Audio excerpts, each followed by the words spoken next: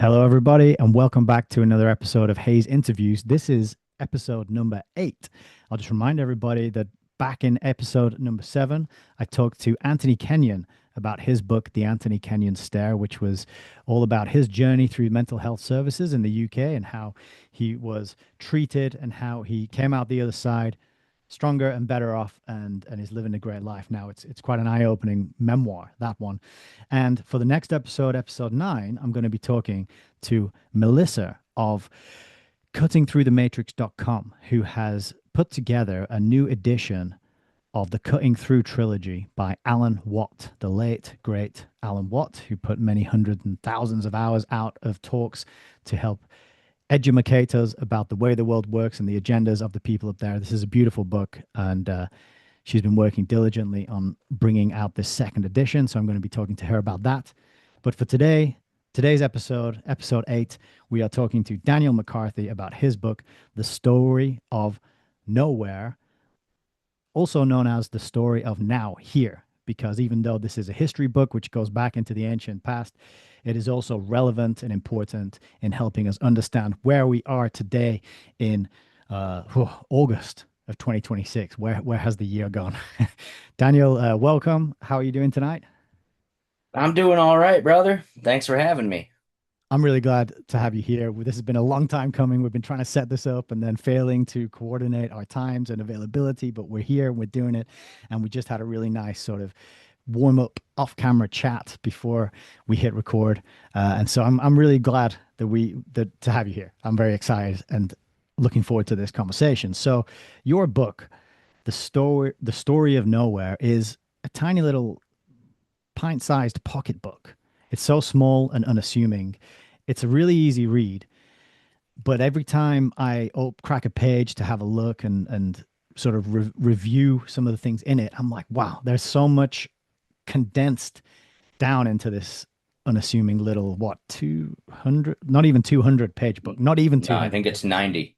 Yeah. I think it might be 90 And or somewhere around that. it is impressive. So,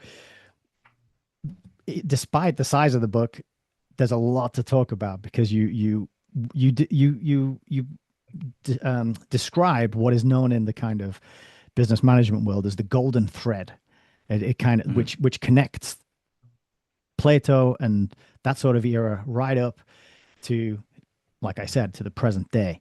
And so I wanted to kick off this conversation today about your book with something you wrote on page 5, which is your definition of utopianism, because this book is all about utopias, utopianism, historical efforts to create utopia, what utopia is, the kind of actions and behaviors that it drives. So I wanted to start with this definition.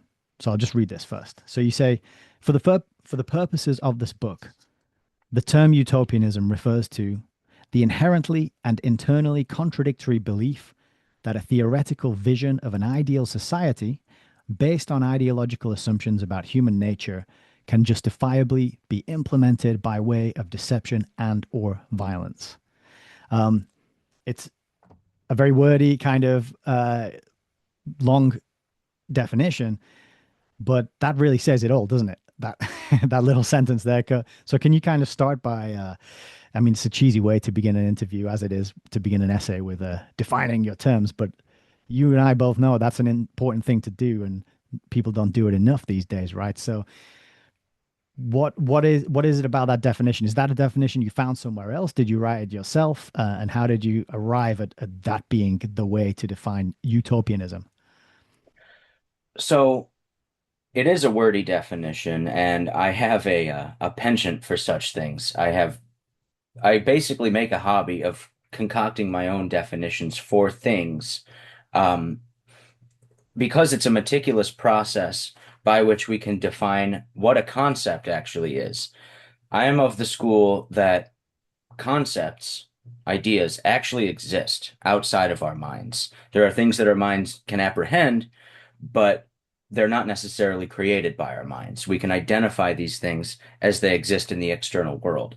So when I'm talking about utopianism, I'm talking about a particular phenomenon which I think occurs, which therefore means that it has an independent existence from our minds. And that's why I take the time to concoct these very wordy and maybe annoying definitions for things. Too bad. If you don't like it, don't read the book. Um, because I want to be very specific about what I'm discussing. Um, the definition itself is something that uh, it was concocted over probably a period of some months, maybe 6 months it took me to actually distill what I wanted to say about it. Wow. And that involved consulting multiple dictionaries, encyclopedias, reading various works on the subject. And what I always found was that, like, for example, there are books about utopianism, utopianism in America, utopianism in Europe. And you read these books, and they always sort of hint at a definition. In fact, I have one of them here where at the very beginning they say, "We're not defining this word. You know what we mean." And then the book is 800 pages long. And you're like, okay, well, why though? Like you're saying, you know what I mean, bro, but you're not taking the time to actually distill the concept in question. So I wanted to be very clear from the outset. This is what I mean by utopianism. It is the pursuit of the perfect society that is pursued by means which are coercive, violent, dishonest, whatever you might say. We can reword the definition, and I could probably shorten it now. Um, but essentially, the concept is, as I've laid it out, and that was my own construction. Yes. Yeah, that's awesome. Because when I've done as part of my some of my live streams when I'm reading through books, I'll check in on Wikipedia, and of course, we shouldn't quote Wikipedia and rely on it, but it's kind of where I go to find out what I'm supposed to think about something. And so if you go to Wikipedia, for example, and you type in democracy, they basically tell you, oh, there's no definition of democracy. And there's other concepts that these are everyday words that people throw around and use and think they know and understand. But the fact is, your democracy might be different to my democracy. A classic example could be God. People argue and fight about God without stopping to go, wait, wait, wait. What do you actually mean by when you use the word God? Because without a definition to back it up, words are just sounds we make with our mouths, and then we're doing a lot of assuming on the part of if we're listening to someone talk. So it's really good, and I'm always saying you can avoid a lot of conflict in life by stopping before you engage in a debate or discussion or argument to say, okay, you're using this word. I think I know what it means, but I just want to check when you use it, what are you actually referring to? But that can also really piss people off because they don't like to be challenged on defining the words they use. So you got to Yeah. you got to use that strategy wisely. Um, so 6 months of work went into just getting that definition up and off the ground, which is on page 5 in the prologue. Um, and then you went on from there. So what moved you to write the book? Why utopianism as a topic? How did you think the world needs another book on utopianism? Because like you said, there's so many books out there. I think Thomas More wrote a book literally called Utopia, didn't he? Hmm. Um, and so it's an old thing. It's been around. It's been discussed many times, but you thought something more needs to be said or something else needs to be said. So how did that come about? Yeah, because most of the books that exist on the subject of utopia tend to be literary criticisms. So utopianism is, in fact, a genre of literature. Beginning with Thomas More in 1516, he wrote Utopia, which I talk about in the book a little bit, and I talk about it in my podcast. Um, the word utopia, Thomas More created, and it's just a combination of two Greek words, ou and topos, which means no place, nowhere, nowhere. I So didn't hence the know that title of my Thomas More book. created that word. Yeah, it was Ah, a okay. neologism. Originally, he was going to go with nusquama, because that's how you say nowhere in Latin. And I think everyone is pleased that he chose Utopia because it sounds way better Sounds than miles New better. Squama. Yeah. Um, so Thomas More kicked off this sort of literary movement where people would describe a non-existent society basically as a sandbox to play with political ideas. Let's envision a place far away that's unencumbered by the historical baggage of, let's say, Europe. Separate group of people. Here's how they do it. Maybe we should act the way they do. Another great example is Francis Bacon's New Atlantis. Um, and there are many people, especially in that Renaissance era, who were writing. There's the City of the Sun, all these various literary works, but they're all fictive. They're all imagined societies. And so most books that discuss utopianism are just kind of examining the literary tradition, whereas I see utopianism as a almost core philosophical movement or undercurrent that lies beneath the political machinations of the West, at least since the Enlightenment. If I'm being honest, I think it goes back much farther than that, but at least since the Enlightenment, we've had this sort of motivating telos, this idea, this endpoint of a society in mind that people in their various political movements have sought to achieve by way of science, by way of religion. There are many ways to pursue utopia, but always you're envisioning a perfected society that is created by man. And that's effectively the how would I put this? I would say that is the goal of pretty much every political movement. Even if the actors on the ground aren't necessarily aware of the fact that they're pursuing utopia, the people who are feeding them the ideology are in fact pursuing utopia. And I think that after years of research, I think it's pretty easy to demonstrate that. I think it's easy to show the receipts that at the highest levels, ideological creators are in fact pursuing various forms of utopia. So Mm. I hope that answers your question. Yeah, yeah, yeah. Well, like any good answer, it stimulates more questions, right? So would you say that utopianism is kind of sometimes it happens, but it's not labeled as such, and that's kind of what you're capturing in this book is like there are times, there are events, there are movements which we might not think of as utopianism, but I'm demonstrating. I'm saying I'm putting words in your mouth here, but you're demonstrating in the book that actually that's the thread that connects them and keeps going, and subsequent efforts and attempts at creating this place and arriving at this place build on the previous ones so that there's a Yes. time and there's a part of the book where it's like you say it's tried with religion, and then there's a part in the book where they try and do it with science, and there's a time in the book where we do it through politics and centralized management and then technology, and each time it's attempted with a different layer, with the learnings of the previous attempts added in to whatever's going on in the era. So that's what I found most interesting about it is that you can see a very clear progression, that it makes coherent sense to see why one era came before another, and then that led into the next one. And so that's kind of what the book does. You divide it up into chapters, and each chapter kind of focuses on a different example of a utopia or utopianist movement. Utopianist, is that it? Utopian movement. There you go, that's the word. Neologisms, we can all do it. It's not just Thomas More who gets to make up new words. That's right. um, so I suppose let's to continue the conversation then. That's the overview of the book. um, we're not focusing on the literary um, side of utopianism. This is more the historical, as it actually occurred and what happened in the name of utopianism in reality. One of the parts of your definition that you put in that really stood out to me was ideological assumptions about human nature. And I think that's another thread that goes through. Can you tell us a little bit more about that? What are those assumptions? How do they create sort of tensions that have driven and pushed some of these events to occur and some of these movements to arise and then die out, because that's kind of what's happened, right? So what are these ideological assumptions about human nature, and how do they feed into utopianism? So this is perhaps the most important part of the definition because it points to the fact that everything ultimately reduces down to metaphysics. Metaphysics being the study of being. What is? Another term for it would be ontology, being in and of itself.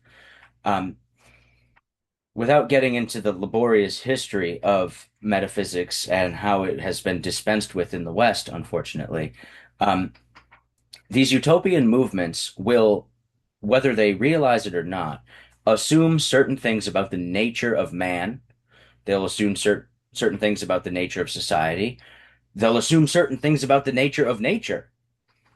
They have baked into every, I don't care what you are, who you are, any system that you adopt has baked in assumptions about nature and being. Um, so let's take, for example, Marxism. So, baked into Marxism, there is an assumption about nature that it's materialistic. It's an atheistic worldview. Nature reduces down to materialism. So, the question then would be to the Marxist, how, from a material world, do you deduce or infer ought? Because Marx had a prescription for society. He thought that it would be better when society progressed through these particular stages and finally wound up at the state of anarcho-communism. That was his endpoint.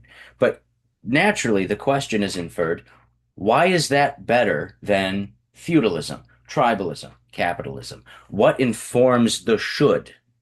Hmm. So I would distill it um, before you can just before you can talk about what should be, you have to know what be. And that comes down to metaphysics, because you can't shape shit you don't have in front of you. You have to have a theory of human nature. And unfortunately, and I take this back to Francis Bacon. Hmm. Francis Bacon started this sort of it's not a movement, it's just sort of a tendency in the modern West to dispense with the metaphysical conversation because, oh, that's just superstitious, religious, airy-fairy nonsense. We're going to focus on the matter in front of us. We're not going to concern ourselves with the ultimate abstractions. And I think that is a huge mistake. Um, but leaving my personal opinions on the matter aside, I see this course of materialism rejecting metaphysics as still inferring a sort of metaphysic. You're assuming that man does have a nature, whether you admit it or not, which is material, which is changeable. So, Jay Dyer, who we mentioned in our little pre-podcast talk, he was recently on Tucker Carlson, and there was this sort of online kerfuffle because he talked about the roots of modernity lying in nominalism, the medieval philosophy nominalism. And, people were arguing back and forth online, and I was like, I agree with him entirely as far as his diagnosis of modernity being rooted in nominalism, because the fundamental idea of nominalism, and someone will correct me about this or that, the spirit of nominalism is that terms are just mouth noises Yeah. that describe particulars, and that any abstraction that is made is effectively arbitrary. That there is no actual tree-ness. There are just particular trees, and we just so happen to call all those things trees because they look similar. I do not ascribe to this school of thought. I think that there is an actual objective concept of tree-ness that can be discerned. I think that's obvious. The same goes for utopianism, but the same goes for man. Man Mm. has a discrete nature in and of himself, but the nominalist or materialist mind rejects this and sees nature, all forms of nature, as ultimately temporal and changeable. So if you can change the nature of man, you can change society. So if man can be transformed into a better creature than he is now, we can have a better society than what exists now. And this is the metaphysical assumption of modern utopianism from at least the time of Francis Bacon. Hmm. And think about it, the new Soviet man. This was a theory within the Soviet Union that through social institutions, the human individual could be transformed into effectively an agent of the Soviet. And Soviet just means committee. So the committee of the nation would be composed of these improved men who would then usher in a transformed society. You could do the same diagnosis of Hitler's National Socialism, and you can do the same thing of corporate progressivism in the West. They're baked into these systems are metaphysical presuppositions about man, and unfortunately, these presuppositions never get questioned. Right. Yeah, so the presupposition thing is what drew me to Jay Dyer's work, and we talked a little bit transcendental argument for God, which talks about metaphysics and the existence of transcendental categories and how everyone who's arguing is using these transcendental categories. You're using things like number, you're using things like logic. And then the question becomes, where does number and logic come from? And people will say, well, nowhere. They're just, we made them, and that this is the kind of the two answers, isn't it? It's like, well, we make them. We are the, in a sense, we're the creators of those things, or some deity, some creator made them and put them in place. They are extant and exist in reality, and we need to recognize that and sort of align ourselves with it to have a better life. So that's a really fascinating angle, and part of this whole discussion that I think, as you say, gets overlooked, or people don't want to deal with, or they find it too challenging because it is kind of, it can be a bit hard to think about things like presuppositions and transcendental categories, and does the number 13 exist, apart from when it's Right. written down on a piece of paper and when you're pointing to 13 things. So Hmm. I'm glad we got right into the nub of Well, it. this is a big point. I've raised this on my show before, but like the modern utopian, even as anti-human as they often tend to be, I mean, in particular, I'm thinking of like the sort of climate agenda, the Mhm. sustainable development, Agenda 21, 2030, all this stuff. As anti-natalist and anti-human as these groups tend to be, they're still ultimately inferring that mankind has the ultimate say. It's just, which group of mankind, and they, of course, happen to choose themselves, which, whatever, I understand the game theory. Hey, the game theory fucking works. You can see the logic behind these systems if you remove morality from the question. Um, they're still assuming that nature is ultimately at the beck and call of man, which is kind of ironic. They're almost still assuming that charge in Genesis when God says, fill the earth and subdue it. Um, Mm. they are still operating under this natural assumption that the world is man's to subdue. They just have a different approach as to how that ought to be done. And I'm not trying to excuse them. I think they're wrong and I think they're evil, but they're still operating within a milieu that they don't even appreciate. They don't understand that they're operating off these ancient ideas that their enemies are also operating off of. We just have a different interpretation of it. Um, so, anyway, that being said, what was my point?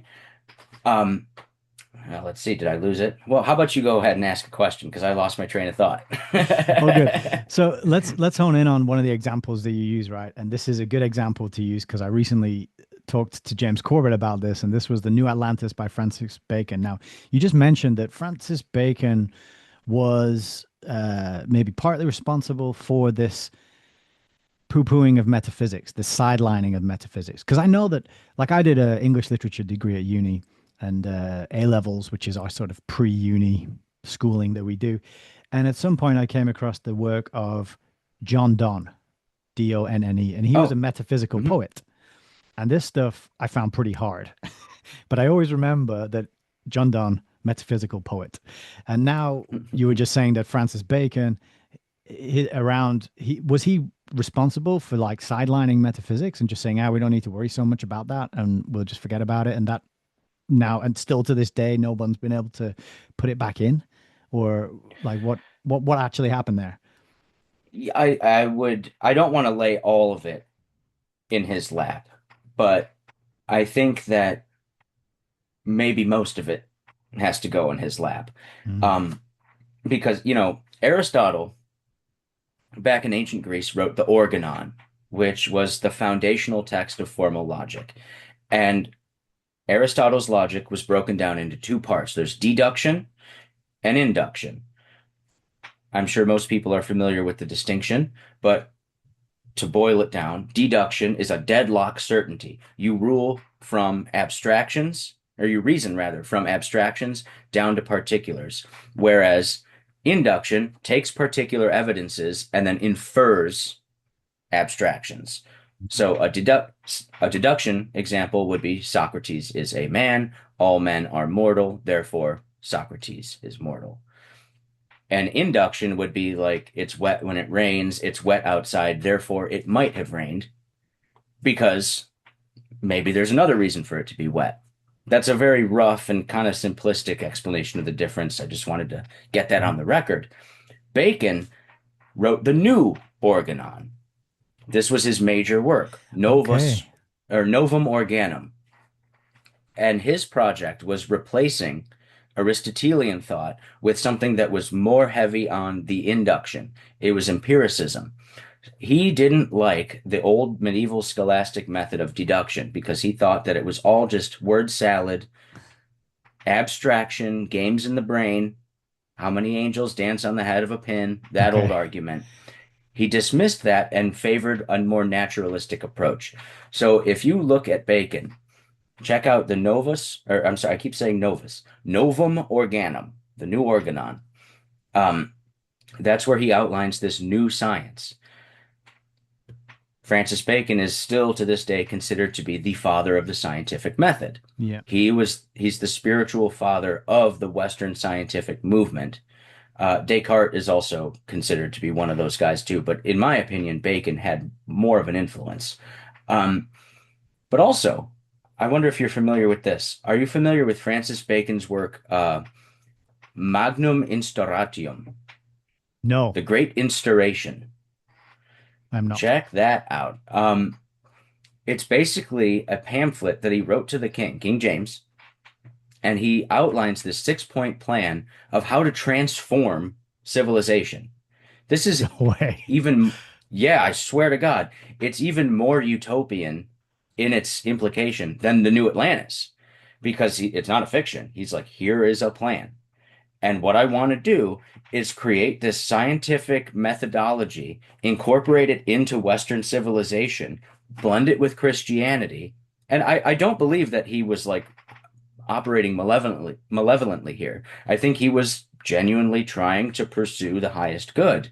This is the trouble with a lot of these utopian guys. You're like, your heart's in the right place sometimes, but maybe you fucked up. And I think this is an example of it. His ultimate goal, in his own words, was to pursue an earthly Sabbath. The Sabbath, of course, Ah. referring to the day of rest, the seventh day. He wanted to create, via science and technology, heaven on earth. Hmm. And this gets into Christian eschatology. If you're familiar with the various branches of the different apocalypses as they're interpreted by Christians, there are people who believe that we're living in the age of the church. We're living in the millennium, the paradise described in Revelation currently, Mm. because of the Jesus story. We're living in the aftermath of the resurrection. There are other people who believe that we're not quite there yet and will only get to this paradisical situation when Jesus physically returns. But Hmm. then there are other people who believe that the efforts of man will realize paradise on earth. And only after we earn paradise through our own behavior will Jesus return. Post millennial eschatology. I think that is another crucial aspect of modern utopianism. Hmm. Now, I don't know exactly how Bacon answered that question of Christian eschatology, and that's just a deficiency on my part. I have to read more Bacon. But after reading The Great Instauration, it appears that he's adopting some form of postmillennialism because he's suggesting that if mankind orients itself toward technological material development, as interpreted through Genesis, fill the earth and subdue it. What does Mm. subdue mean? Rearranging matter, rearranging materials. We will create a more Christian, a more pure, and a more beneficial society than has ever been achieved before. And it will be through Mm. our own activities. And then, as a reward, Jesus will come down and end history. Wow. But the pursuit is always that end of history.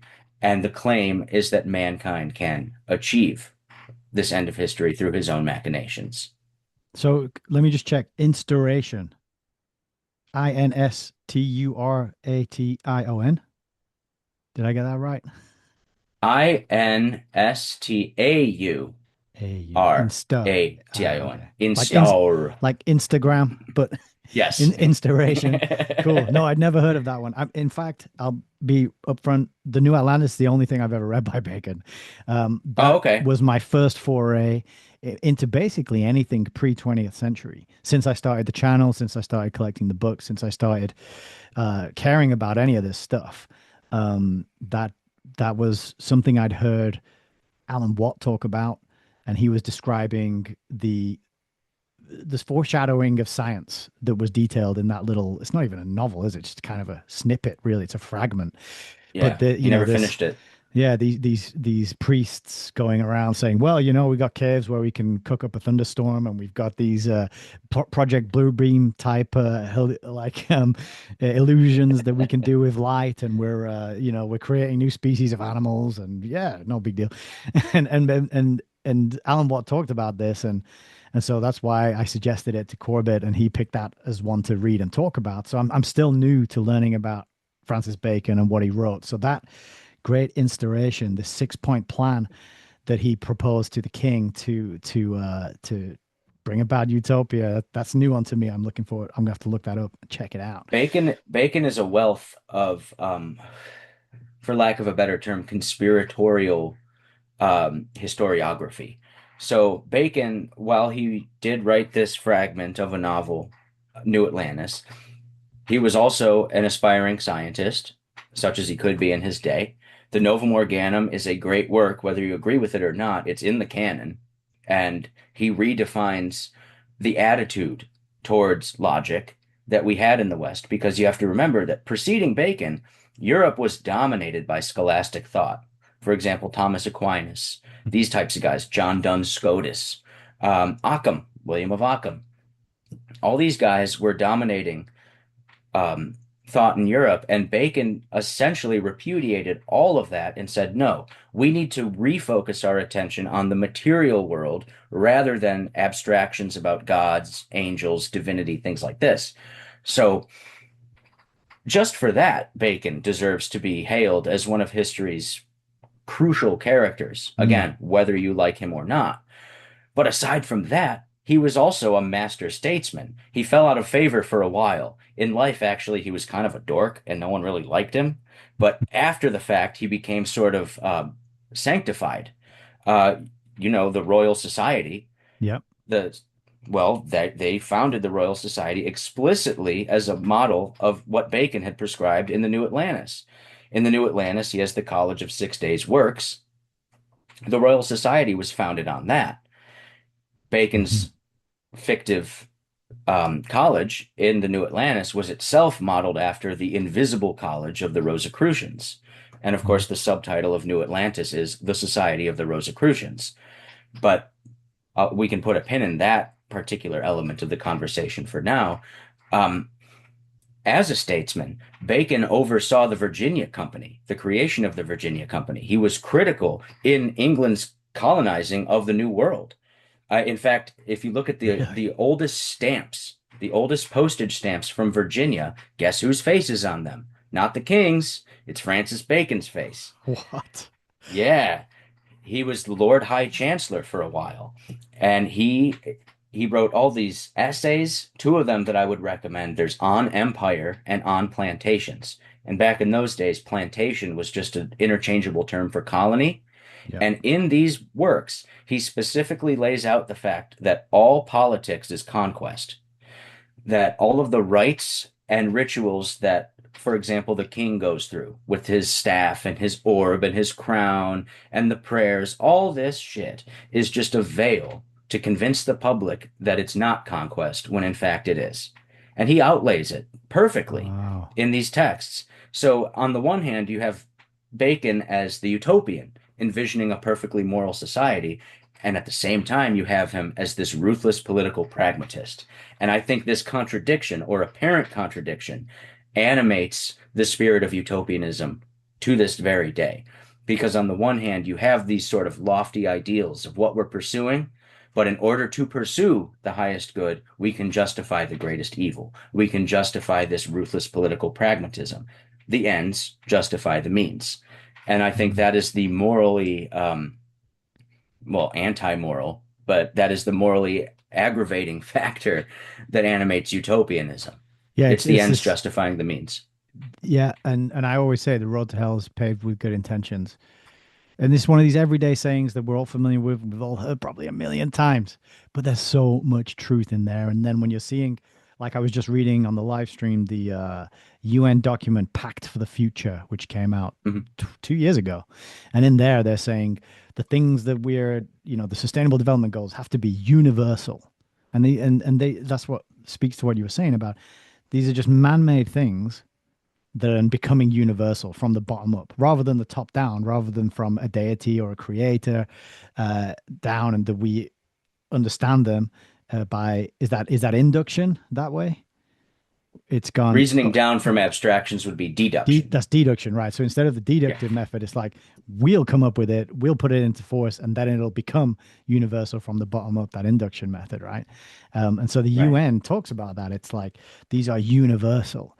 We need to do this collectively, and it talks about collectivism, which is another theme that you talk about quite a bit in the book. Is that individual versus the collective, and that's also called is if I think I'm right in saying it's the one versus the many. This is a philosophic problem as well. Is that something Sure. you're so can you speak to that a little bit? The one versus the many, the individual versus the collective, and how this interfaces with utopianism.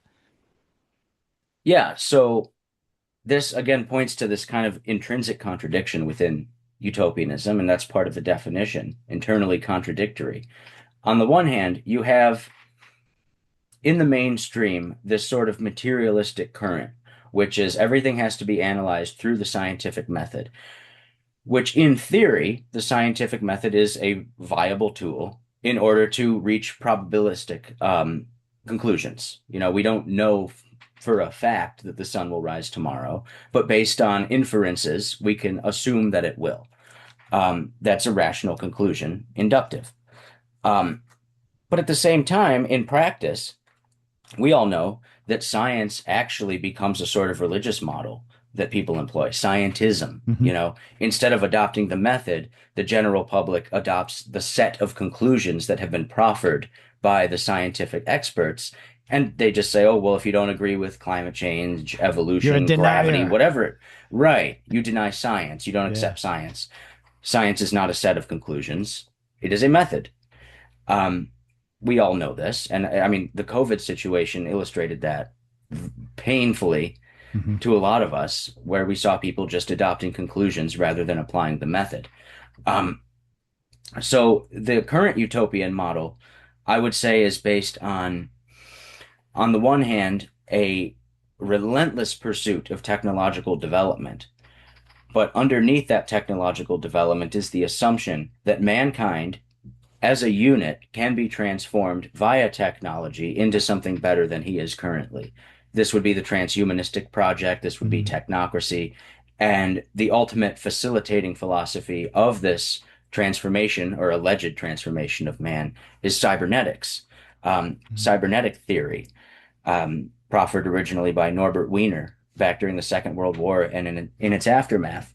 Um, and Wiener describes humankind, he uses the ant as an analogy, where, the ant operates as a collective organism, Hmm. almost like when you look at an individual ant, is that ant actually an individual, or is the colony of ants the individual, and what we're witnessing is just a sort of diffused body?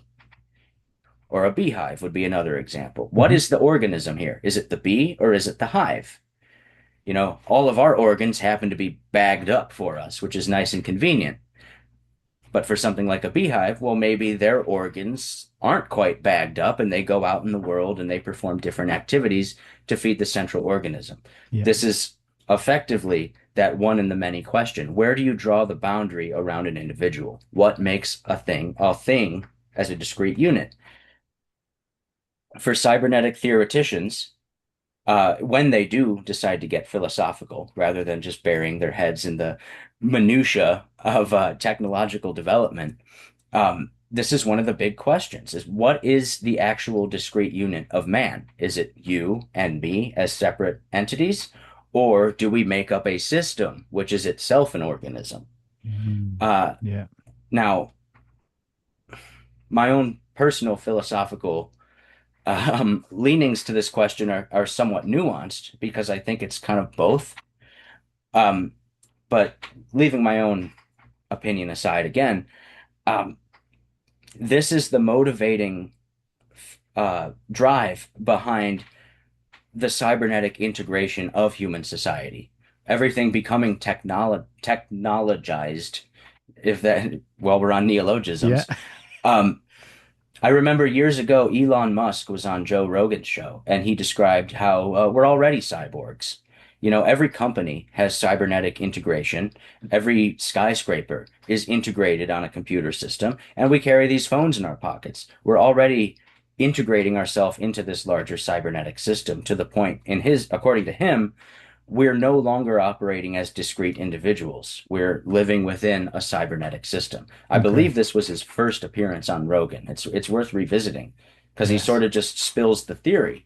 But of course, if you read the early cyberneticians, you already know that this is the way someone like him would think. Um, so you have the distillation of humankind into a form of abstraction, man, capital M, as an organism.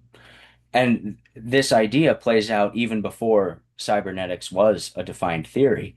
If you look at the writings of Woodrow Wilson and many of the progressives of that era, they described society as an organism.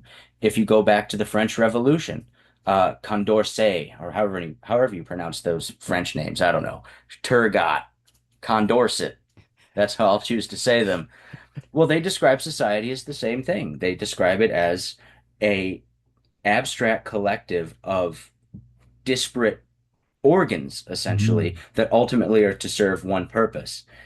This is the modern utopian aim, is to collectivize man. It's to reduce the individual. But at the same time, we notice, again, paradoxes abounding. We notice that individual appetites are given the highest preference. If you have some sort of degenerate preference in your own life, well, we're going to celebrate that. For a month We're going to every year. celebrate.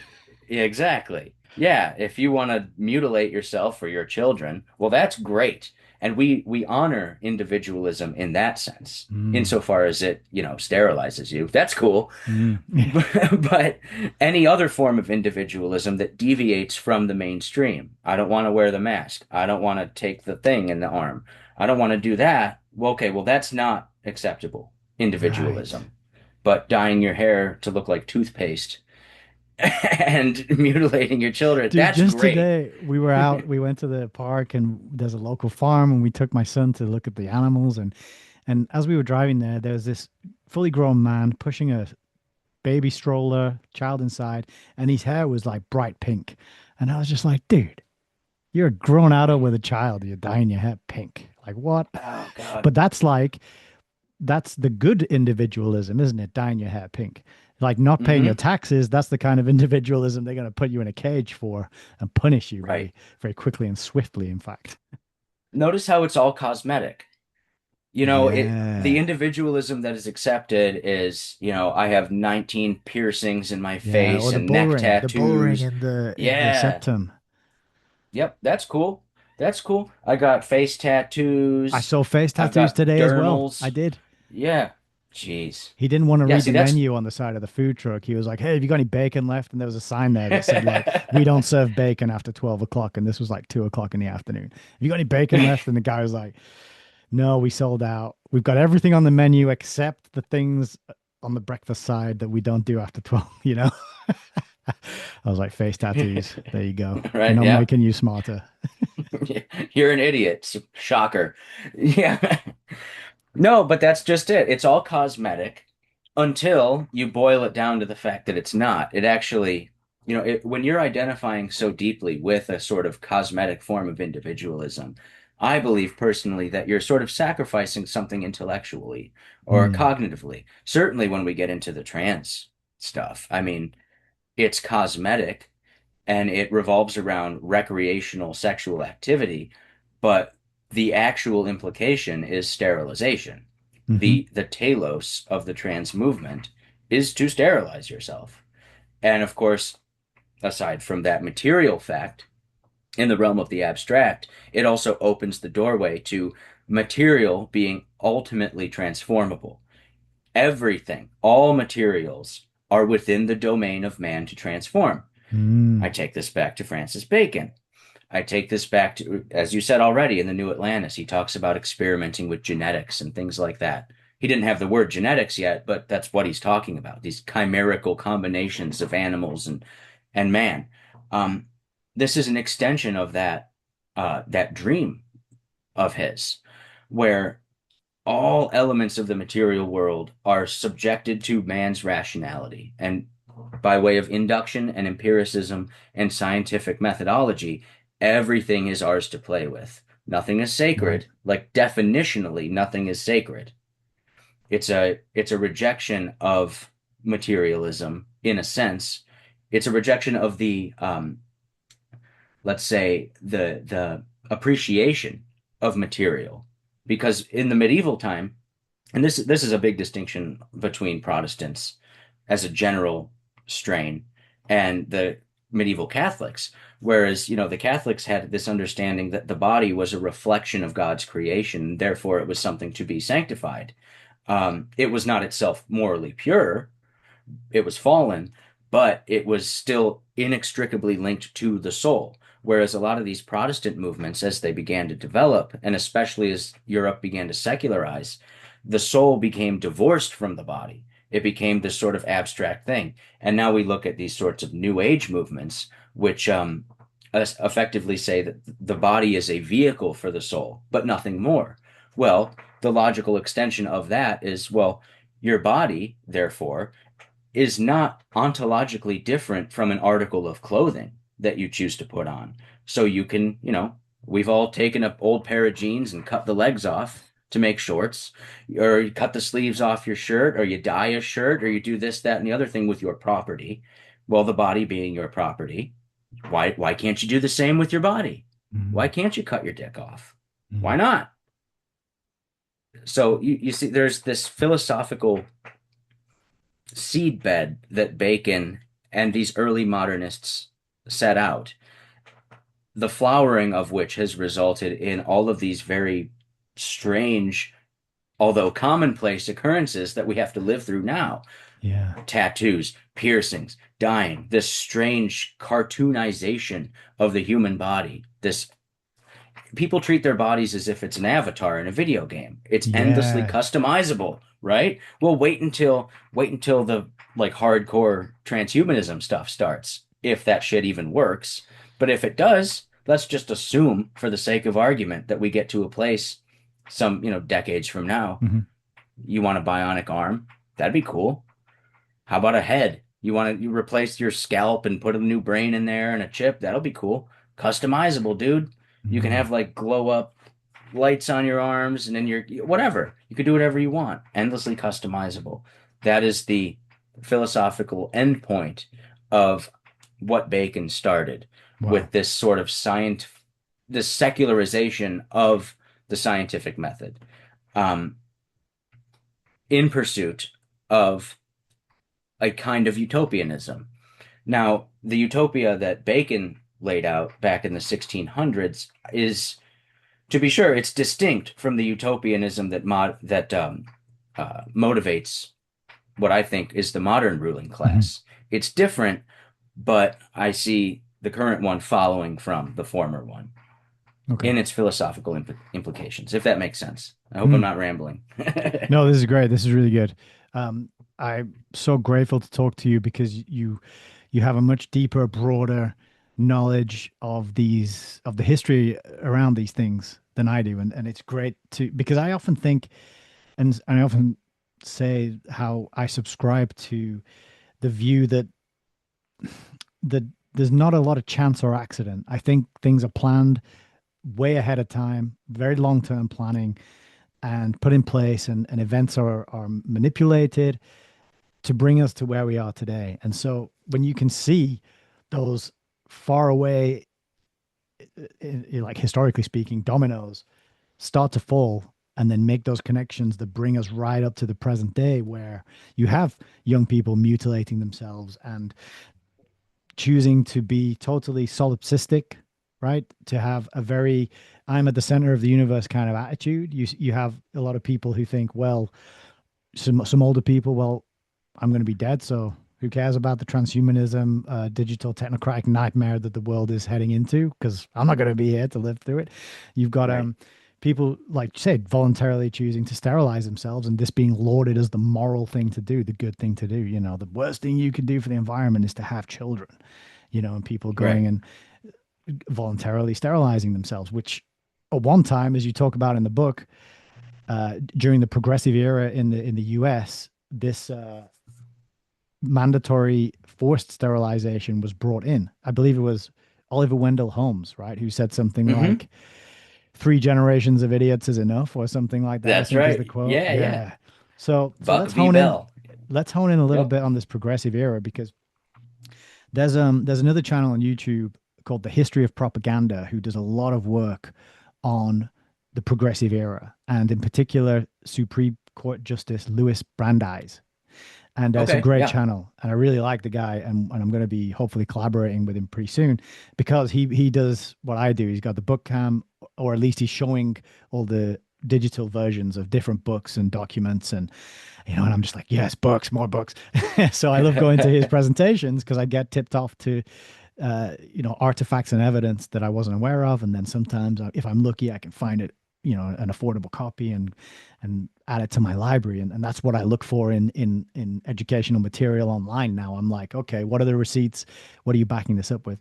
And so he talks about this progressive era, and I was glad to see that you had a chapter on it in the story of Noah, because his contention is that it kind of gets glossed over and overlooked quite often. We see a lot of people talk about Cecil Rhodes, the Round Table movement, Lord Milner, the Rothschilds, the setting up of the Rhodes Trust, and that goes into Fabianism. Alongside that is like Fabian socialism, and I did Fabian Freeway on the channel, and that is a fascinating, very important book as well. So you got Fabianism, and then you go into Norbert Wiener, as you mentioned, technocracy. Patrick Wood does a lot of good work on technocracy.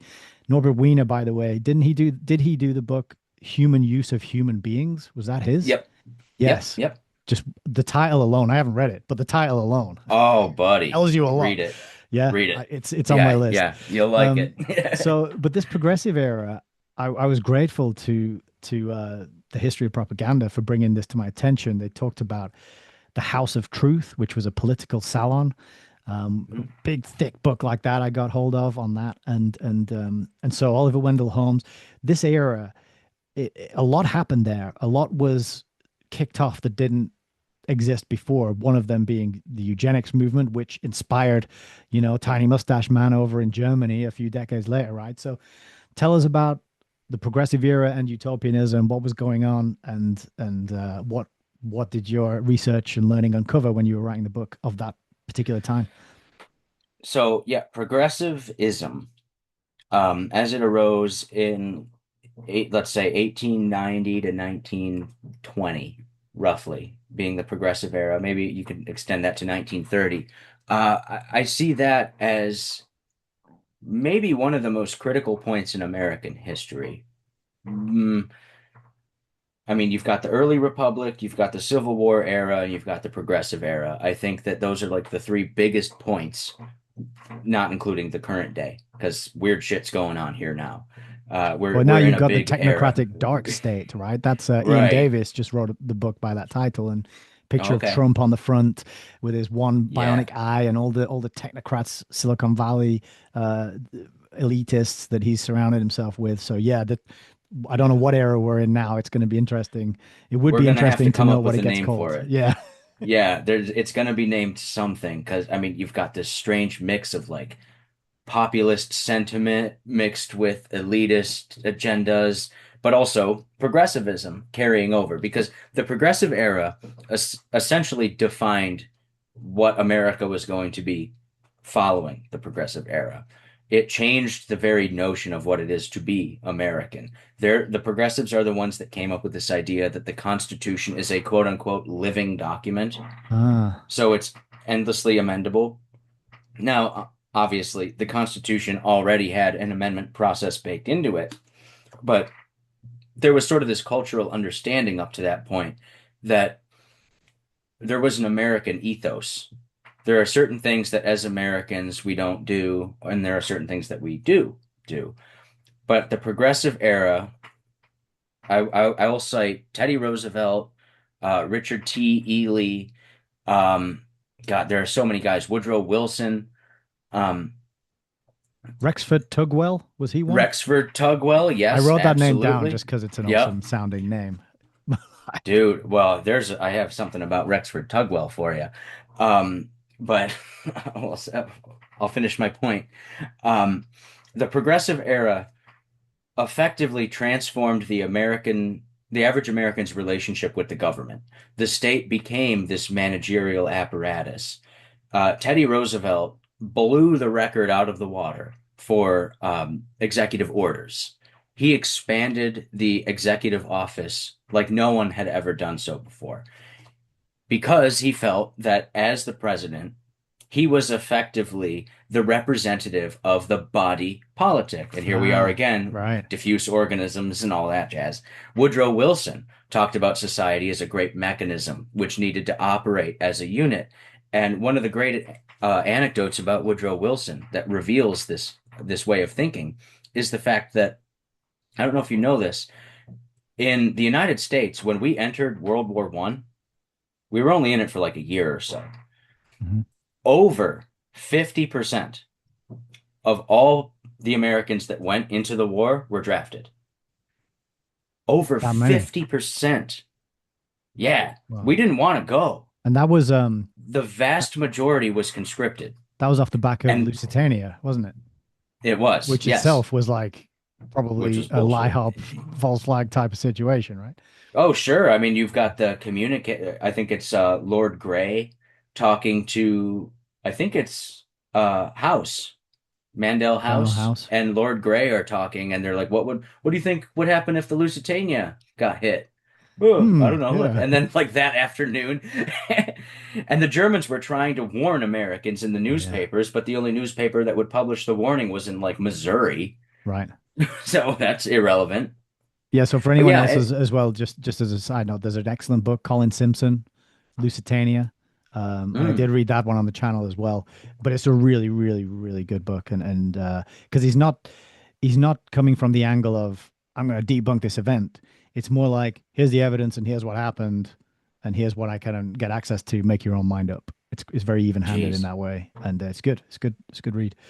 Quite heart-wrenching Okay, though, I'll because have it to has check some of that the out. first-hand accounts of people who were on the ship and saw it go down. Some of the survivors who lost everything, and so it brings in that human element of when they carry out this kind of false flag event. Real Right. people do die. It's not a case of the whole thing's fake, and then you sound like an idiot. It's like they have no problem with wiping out a bunch of people if it if Yeah, it that gets their ends. The ends justify the means, right? absolutely. That's a big problem. And like, now that the internet has sort of blown up and everyone has their own show, everyone's got a podcast and a channel. You hear some wacky shit. Like, look, I used to listen to Alex Jones on the school bus, okay? I'm familiar with conspiracy theories and I'm down with it. But God, some of these people, the theories they come up with, you're like, bro, you're like, everything is fake. It's like, no, they kill people. They don't give a shit. They will absolutely let thousands of people die if it's in service of what they see as a higher good. Because Mm. as Aristotle said, all men act in pursuit of the good. They just might be misinformed as to what the good is. But we all Ah. act in service of the good. Um, but so my point with the Woodrow Wilson thing and the conscription is this: more than half of the American troops were drafted, which means that they did not consent to go. Nope. They were taken by the state.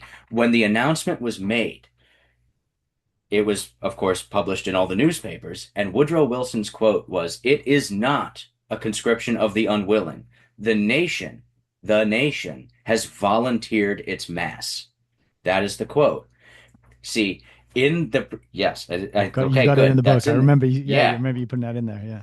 that I think is a crucially, that divulges this mindset when we talk about the one versus the many, the individual versus the collective.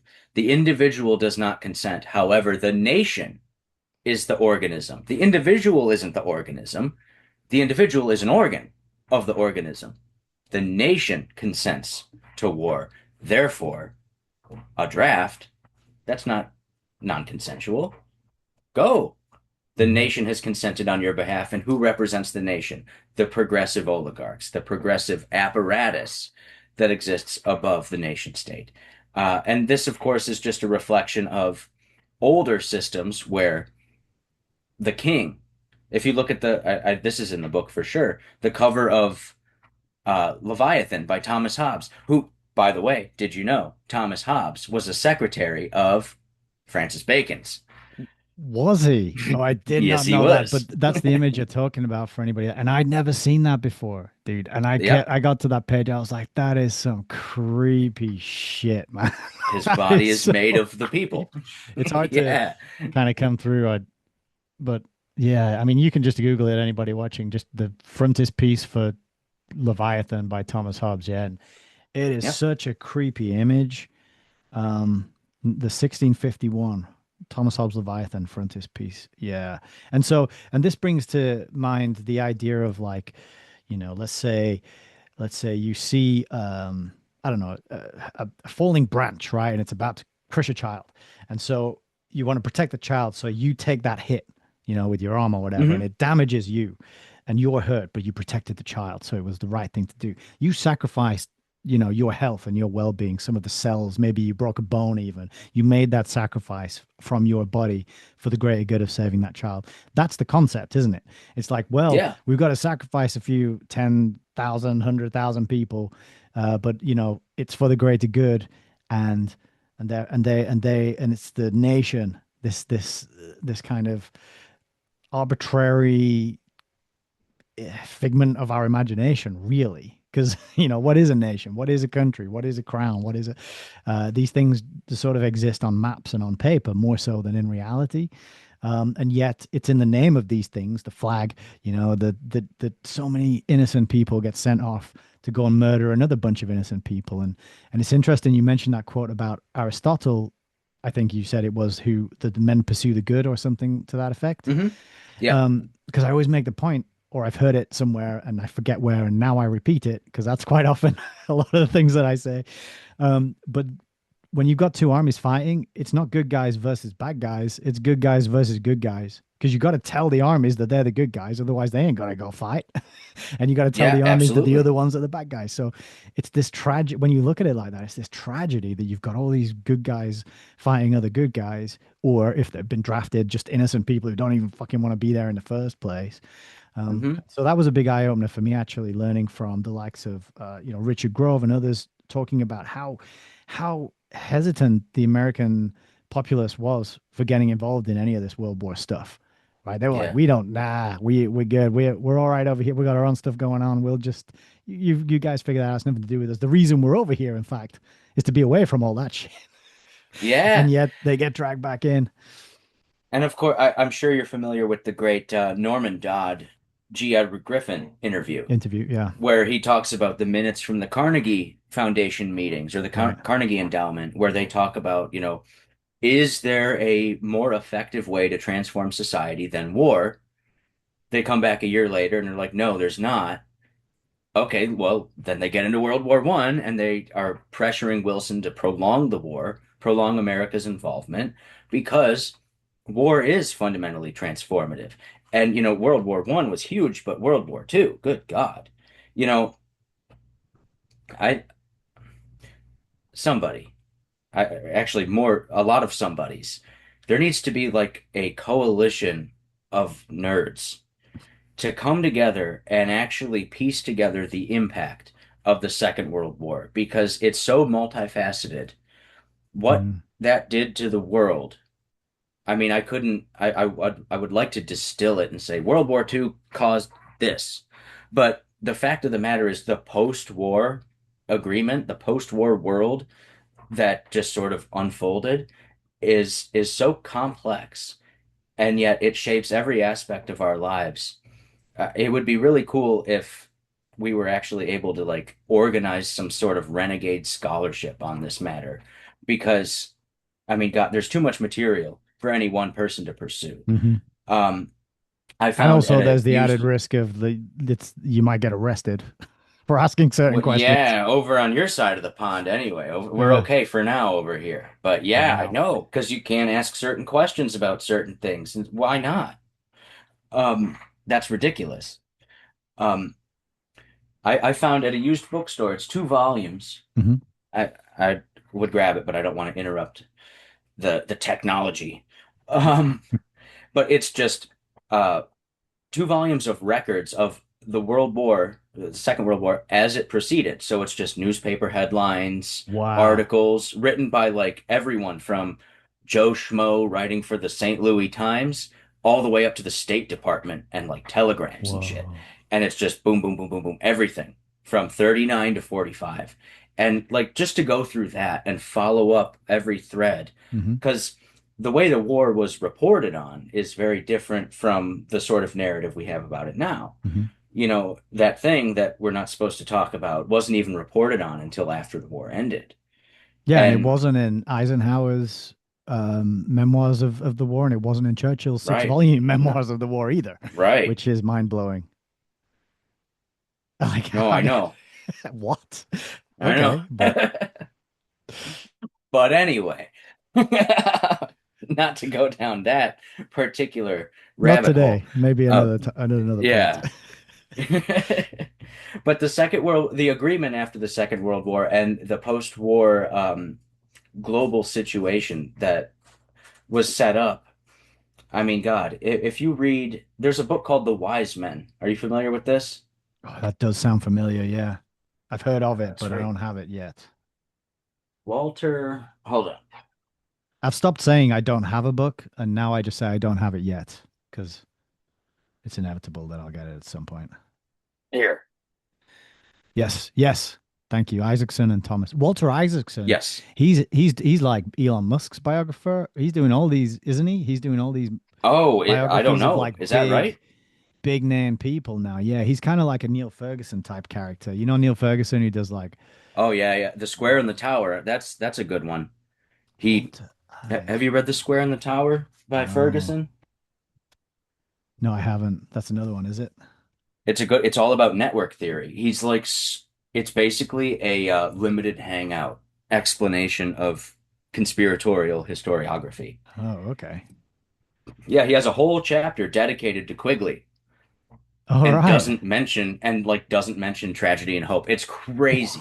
What? Maybe I'm getting that. Maybe he doesn't mention the Anglo-American establishment. All I right, might well, be. which is I actually haven't read this book in the 10 years, but yeah, fair play. Walter Isaacson, yeah, he did biographies of Einstein, Elon Musk, Benjamin Franklin, Steve Jobs. Uh, yeah, so he's The Innovators was another book of his. Kissinger. wow. Okay. But yeah, that Wise Man book that is on my list. So I Yeah. Well, one of them is John J. McCloy. John J. McCloy is a very interesting guy. He was the governor of occupied Berlin, or maybe it was occupied okay. Germany after the Second World War. Uh-huh. I'm getting my facts mixed up. He was in some position of prominence in the Allied occupied government in Germany. Got you. Maybe it was Berlin. Big guy. He was on the Warren Commission, Oh. and allegedly he was with Hitler at the 1936 Berlin Olympics. I'm not sure if that's true. I've seen Mm. that reported, but I haven't corroborated it. But this guy was like big. He was, I think, the head of the World Bank. Like this dude was all over the place. I might be wrong about the World Bank, but and he's just one. You've got George Kennan, however you pronounce that. He's the one who designed the Soviet containment policy. He was effectively the architect of the Cold War. Here's how we're going to approach the Soviet Union. And what's really interesting is in the 50s, he lays out this policy of containing the Soviet Union. You know, we're not going to let communism spread too much. Later on, decades later, he wrote, I wish I remembered. See, I told you, I've been out of the game for a long time, dude. I'm not, That's all I'm a good. little You're warming rusty, up. You'll get back but into it. yeah, I got to get back into it. But he wrote an article later on, and he was like, basically, the article was, I fucked up. Like Oh, he felt remorse. He was like, that was so wrong. I was looking at it through this particular lens, and oops, sorry. wow. You Yeah, don't hear a and lot of I that. That doesn't appreciate that. happen very often, does it? People saying, you Right. know what, I fucked up. I was wrong. I made a mistake. I want to atone for it. I think Hmm. as soon as I'm sure that happens a lot, but they probably get whacked before they're able to Well, ever publish the retraction. Norbert Wiener. His last book is called God and Golem Incorporated. Oh, It's I'll very, write that one very, down. very tiny. Yeah, God and Golem Inc. Yeah. Okay. And the whole book is about, oops, sorry everyone. No Sorry way. for what I unleashed. Yeah, I think Wow. Norbert Wiener was actually like a decent guy in the end, anyway. Um, the my two best podcasts that I ever did, episode 20 and episode 23. Episode 20 is called The Doomsday Device, and it's all about cybernetics. And I talk about this, how, these are people. Hmm. And he was, I think, caught up in what he was doing. He was a fucking nerd, like super nerd. And so he just solve the problem, go, go, go, go, go. And he did. And he created this gigantic thing, this cybernetic theory, which Hmm. affects every aspect of our lives now. Um, but before he died, he wrote this tiny little pamphlet and he was like, yeah, I think we're like trying to create a god and that's not good. And I'm really sorry. Wow. It's sad. You read it and you're Yeah. like, fuck, man, that sucks. I'm sorry that you did that. Like, And I'm this still is, mad at you, but yeah, you're still fucked up and you're still on the hook for but that. But, hey, at least you got a I'm not conscience. gonna, yeah. But this is it. Is like the road to hell is paved with good intentions. This is how you can Hmm. harness genius and make it work to diabolical ends unknowingly by saying, "Hey, you're going to make things so much better." Because there's a book I always mention, "Surveillance Valley" by Yasha Levine, giving the history of the internet and how it was the ARPANET, and then came from there, basically from counterinsurgency technology. That's how it was formulated originally. And I forgot the point that I was going to make there. The the, oh yeah, and part of getting everyone to adopt personal computers was to put out magazines like Wired and to sort of and he describes how the hippie movement of the 60s was kind of harnessed and then transformed into this like techno utopianism. Yeah. Networked computers are going to solve all our problems. We don't have to deal with any corrupt politicians anymore. We can all share information. And this is what, in the early days of the internet, everyone adopted it and got online, and we were all learning stuff, and there was no censorship, and YouTube had all the best documentaries, and you could get good information, and finally we can get the truth and help each other. And then, of course, once everybody's on it, the true purpose of it becomes apparent. And then the censorship comes in and the control and the digital panopticon starts to be brought in. And then the bio digital convergence is set up. And then you wonder, like, oh, that was probably the plan from the start, wasn't it? Yeah. Shit. But it's Well, like all the and people who worked on it probably thought they were really contributing to something magical and special that was going to really change the world for the better for everybody. I'm sure most of them believe that, or many of them. that's the thing. Nowadays, because again, the internet is so blown open and everyone's pursuing all these various conspiracy theories, and I don't use that term disparagingly. But everyone, it's so easy to focus on like the Epsteins, these like clearly wicked, degenerate people. It's like, okay, yes, that's a part of the puzzle. But what you need to be more concerned with aren't the people who are just self-interested in pursuing their own appetites. What you really need to be concerned with are the true believers, the people who have this religious commitment to whatever their end goal for society is, because it is religious, it's eschatological. These people are pursuing the end of history by the creation of the perfect society. And again, there are so many strains of this that we could get into, but just to keep it general, that is the focus that I have chosen to take. It's not the people that are intrinsically bad. That's easy. It's easy to find some shithead or some slime ball and be like, Mhm. ew, okay, look at him. He hangs out with presidents. Okay, who's surprised? What you really want to be concerned with is like the guy who's straight laced, who doesn't fuck around. That guy means business. That guy has a belief and he's serious. The Rockefeller, like John D. Rockefeller, for example, he wasn't a degenerate. Mm, John D. Rockefeller was a straight-laced teetotaler. He didn't drink, he didn't do drugs, he didn't smoke cigarettes. He had a commitment to this sort of religious utopia. That's the concern. People like Francis Bacon, even, there are allegations that he was gay. I don't know if that's true or not, whatever. But in his life, the way he conducted himself, he had this very clear path that he wanted to follow, and I think he believed it. I think he actually thought that mankind would be better off if mhm, we listened to him. Now, because he sort of rejected the abstract philosophy of the ages that came before him, I think he misses the mark in what the good is, and that's his biggest problem. But I don't question his motivations necessarily. I question the fact whether or not he was right or wrong. I think he was incorrect. Um, but I wouldn't say like, oh, he's a terrible man. Like, well, maybe he caused terrible things, but you could probably talk to him. Whereas mm, like an Epstein, you talk to that guy, like he just wants something out of you.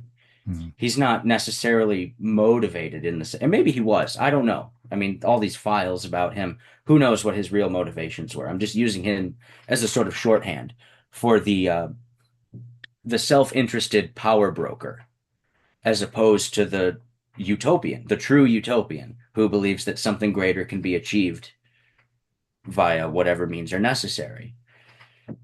Do you think this utopian project is like intergenerational? Like that families, bloodlines, lineages, people are born into it and they'll be told like, hey, this is the project, this is what your ancestors have been working to.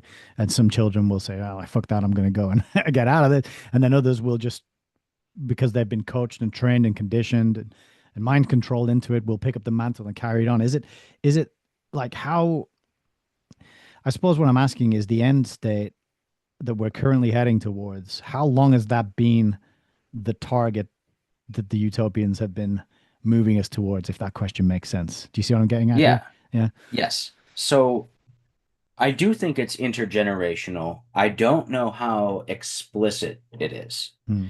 That would be a matter of speculation because we're, of course, not privy to the private conversations that these immensely powerful parents have with their children. I don't know. Um, but based on my reading of history over the past 400 years, it certainly seems as if there's an That's intergenerational 400 strain. years of You history, know, not you've been alive for 400 years. Just the way you said right, it. yes. By I've the been way, reading I'm history a for vampire. 400 years. Oh, I didn't mention that? Yeah. No, it seems that there is a linear progression towards this utopian con consolidation of power. And it stems from this Baconian dream Hmm. of technology being the means by which we can unify ourselves as a species. Technology will be that thing which finally brings us all together in harmony. The dream of technocracy is I'll be connected with you and you'll be connected with me and we'll be connected with everyone. So there will be no dishonesty. All transactions will be above board. There's total transparency. Like this is the goal Trustless to be, society. well, to be as charitable as possible, though. To Uh, what they want, it's everything happening all at once. It's complete honesty and openness. It's harmony. It's Eden. It's communication with the animals. It's integration with the environment. I don't know if you've heard of this program's like 10 years old now. Microsoft. It was called Sylvia Terra, this project. And they're basically going nope. into wooded areas, you know, the middle of nowhere, just natural areas, and lacing it with little AI computers. The idea being, okay, well, the computer is going to monitor how fast this tree is growing and what's the rainfall and how's the soil, and it's all going to go into this central system. So all the data is integrated, and then if something needs to be done, you're like, okay, the trees aren't growing so well, something's wrong. There's an invasive species. The AI tells you, okay, cool, we can fix that. So we can manage Okay. the environment. As I say, this program's like 10 years old. Um, This is the idea. When we say panopticon, that just means all-seeing eye, Yeah. panoptos, right? Yeah. It's complete vision, it's omniscience. And that doesn't just mean human interaction, that means environmental interactions as well. Oh, yeah. The idea is to create the eye of God and then benevolently extrude upon the world all of the actions that are necessary to create harmony and functionality, Yeah, prime because this word functionality. harmony comes up quite a bit, doesn't it? I mean, even Hmm. King, formerly known as Prince Charles, has a book called Harmony. Yeah, and so you see it quite a lot, just like you see the word transform all over. I was reviewing the UN document that I mentioned, as well as some pages from the Ford Foundation website, and all the words are like transform. We're going to transform. We're going to change. And Yeah. so these buzzwords often give things away. New is another one, as you'll know from like the progressive era, everything was new. You got Bacon's New Yeah. Atlantis, even so, even before the progressive era, but it happened a lot in the progressive era. You had the New Deal, right? Uh, Yep. Well, so Wilson had what was it, the new freedom, the new the New Freedom, nationalism. Yeah, yeah, yeah. All this stuff. Hmm. and so it's this like ultra panopticon. It's this the eye of God. I've never heard it phrased quite like that before, but that's a very useful way to put it. Everything monitored in real time at all time, and no chance for deviation, right? No chance for Hmm. spontaneity. It's like everything has to be managed and predicted. We're getting into this kind of like Minority Report type of situation, right? The Yeah. film, not the investigation into the poor laws carried out by Fabian Beatrice Webb, which I've never Right. worked out why those two things have the same name. I need to look into that at some point, but Yeah. but there's the sci-fi film Minority Report. But then there's a sci-fi series that I don't know of anyone else who've who's seen it, and every time I mention it, I get blank stares, and I'm like questioning myself, like, is that real? Did I just dream it? But there was a series called Devs, DEVS. I have not seen it, but someone just recommended it to me. In fact, it was Okay. Brett Venot's wife. Oh, Shout out to School Sucks podcast. Go back and check that out, everyone. yes. And did Yeah, they did okay. she tell you the finale, the reveal, the twist, the No plot? spoilers. She just Nothing. said Cool. like I think you'd really like it. Yeah.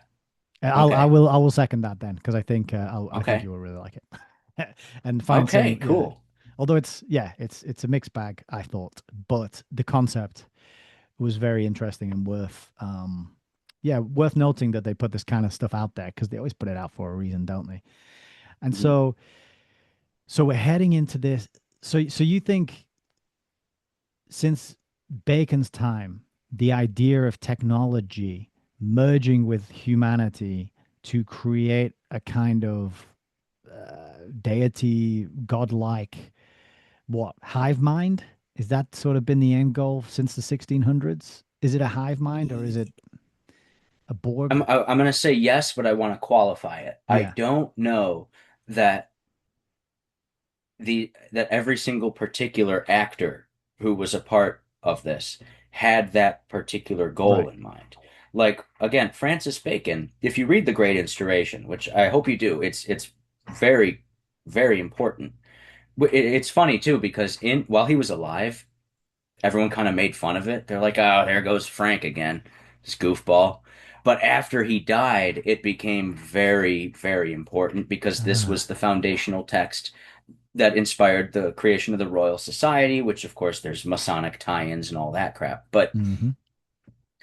Bacon is one of these tragic figures where his work only really became prominent after he died. So philosophically speaking, I mean, because politically he was very effective. But while he was alive, I get the impression that I think he was probably some kind of Christian. I think he sort of believed that, I just want the fulfillment of the New Testament to occur on earth. I think maybe he was a deist. He was kind of atheistic in some of his writing, and so I don't really know. You can't know the heart of a man. But he certainly never said, I want man to merge with machines. Right. If we resurrected him now, I don't know what he would think. Maybe he would say, wow, this is awesome, or maybe he would say, good God, what have I done? I don't know.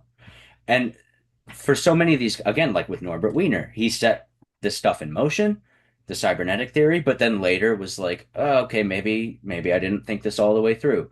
These are Mm. complicated men. These are smart men. It's also, yeah, The and also it's like you're in your time, aren't you? hmm And there's so much that you take for granted that you just, I mean, to really logically analyze and think through everything that you've just been born into before you start to act and plan a future, that's going to be multiple lifetimes work right there, isn't it? Just because Yeah, there's so much you have to just sort of absorb and take as given for, okay, this is the time I'm alive and this is how things work. Because there's only so many hours in the day and there's only so much time you can devote to the understanding of various things. And so, yeah, that makes a lot of sense that they well, and wouldn't also to have. a certain extent, it doesn't even matter what you say because people are just going to interpret it however they interpret it. So, you could write your utopia and say, "This is what I want," and then you die, and then some asshole reads it and says, "Well, this is how I interpret it," and then boom, off it goes, and now it's your fault. But like, I didn't say any of that shit. It's a mess. It's a goddamn mess. And so that's why I am drawn to the utopian strain of thought because I find this to be, and I admittedly, it's a very general and loose definition.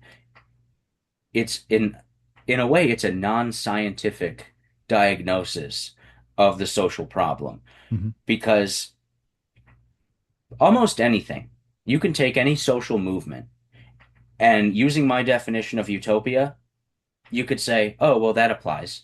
Mm. This is utopianism. And I admit that. And I know with all honesty that I am not doing a scientific diagnosis. My diagnosis is infalsifiable. I admit that. I'm fine with that because I'm not trying to empirically diagnose the social problem. I'm trying to come up with more of a characterization of the nature of man. Everything that I do is motivated by I'm not a historian, I'm a philosopher, to Mm. sound like an asshole. That's my that's my thing. I'm trying to come to grips with how human beings behave. What are proper metaphysics? What are proper ethics? And this utopian thing just seems to keep cropping up. Everything we do seems to have a tinge of it. Okay. Yeah. Anytime we organize in the aggregate, at least. Um, and I think it's important to note that it's non-scientific because, I mean, the scientific process itself, as I say, was a tool and is a tool, but I don't think that it is the tool that is properly designated to diagnose the human condition. Mm. Science exists as a process in order to manipulate matter. But I believe that the human creature has something that is beyond matter. I think that call it a soul, call it a Hmm. mind, whatever. Whatever you want to call it, we are able to operate in the realm of the abstract. And this utopian question that I am raising is ultimately an abstraction. It is not something that I've arrived at materially. It's something that I've arrived at theoretically. Mm. Um, and so you can find it throughout all of history. And I think it points to this fact that there's nothing we can do. We call it a black pill. I don't believe that there is any situation in which human beings can actually conduct themselves perfectly. Hmm. I am not a liberal. I am not a monarchist. I am not a capitalist. I'm not an anarchist. I'm not an anything. I'm open to certain political theories. I think that ontologically I'm right wing. But I have a whole episode trying to define what that even means, like the political spectrum. Mm. Episode 23, check it out. Okay. Um, it comes down to hierarchy, but it's metaphysics. This is the thing. It all reduces to metaphysics. What is the nature of man? What is the nature of society? What is the nature of existence itself? Do you even believe in existence itself? Because if you don't, then we can't have a conversation. And Jesus, how many conversations would stop if you asked that question first? I've talked to people who say, I don't believe in objective truth. It's like, okay, bye. Yeah, we have nothing to. Okay, There's no point continuing our interaction in that case. Yeah, right. exactly. So I know I'm getting kind of long-winded here, but I guess the point that I'm trying to make is that utopianism, this pursuit of the highest good or the most convenient, the most effective society, has Mm, motivated all of the best actors in history. All of the people who meant the best have been motivated by this fundamentally corrupt idea that you can do that, that you can get the best. You can't. mm, Sorry, guys, we're fucked.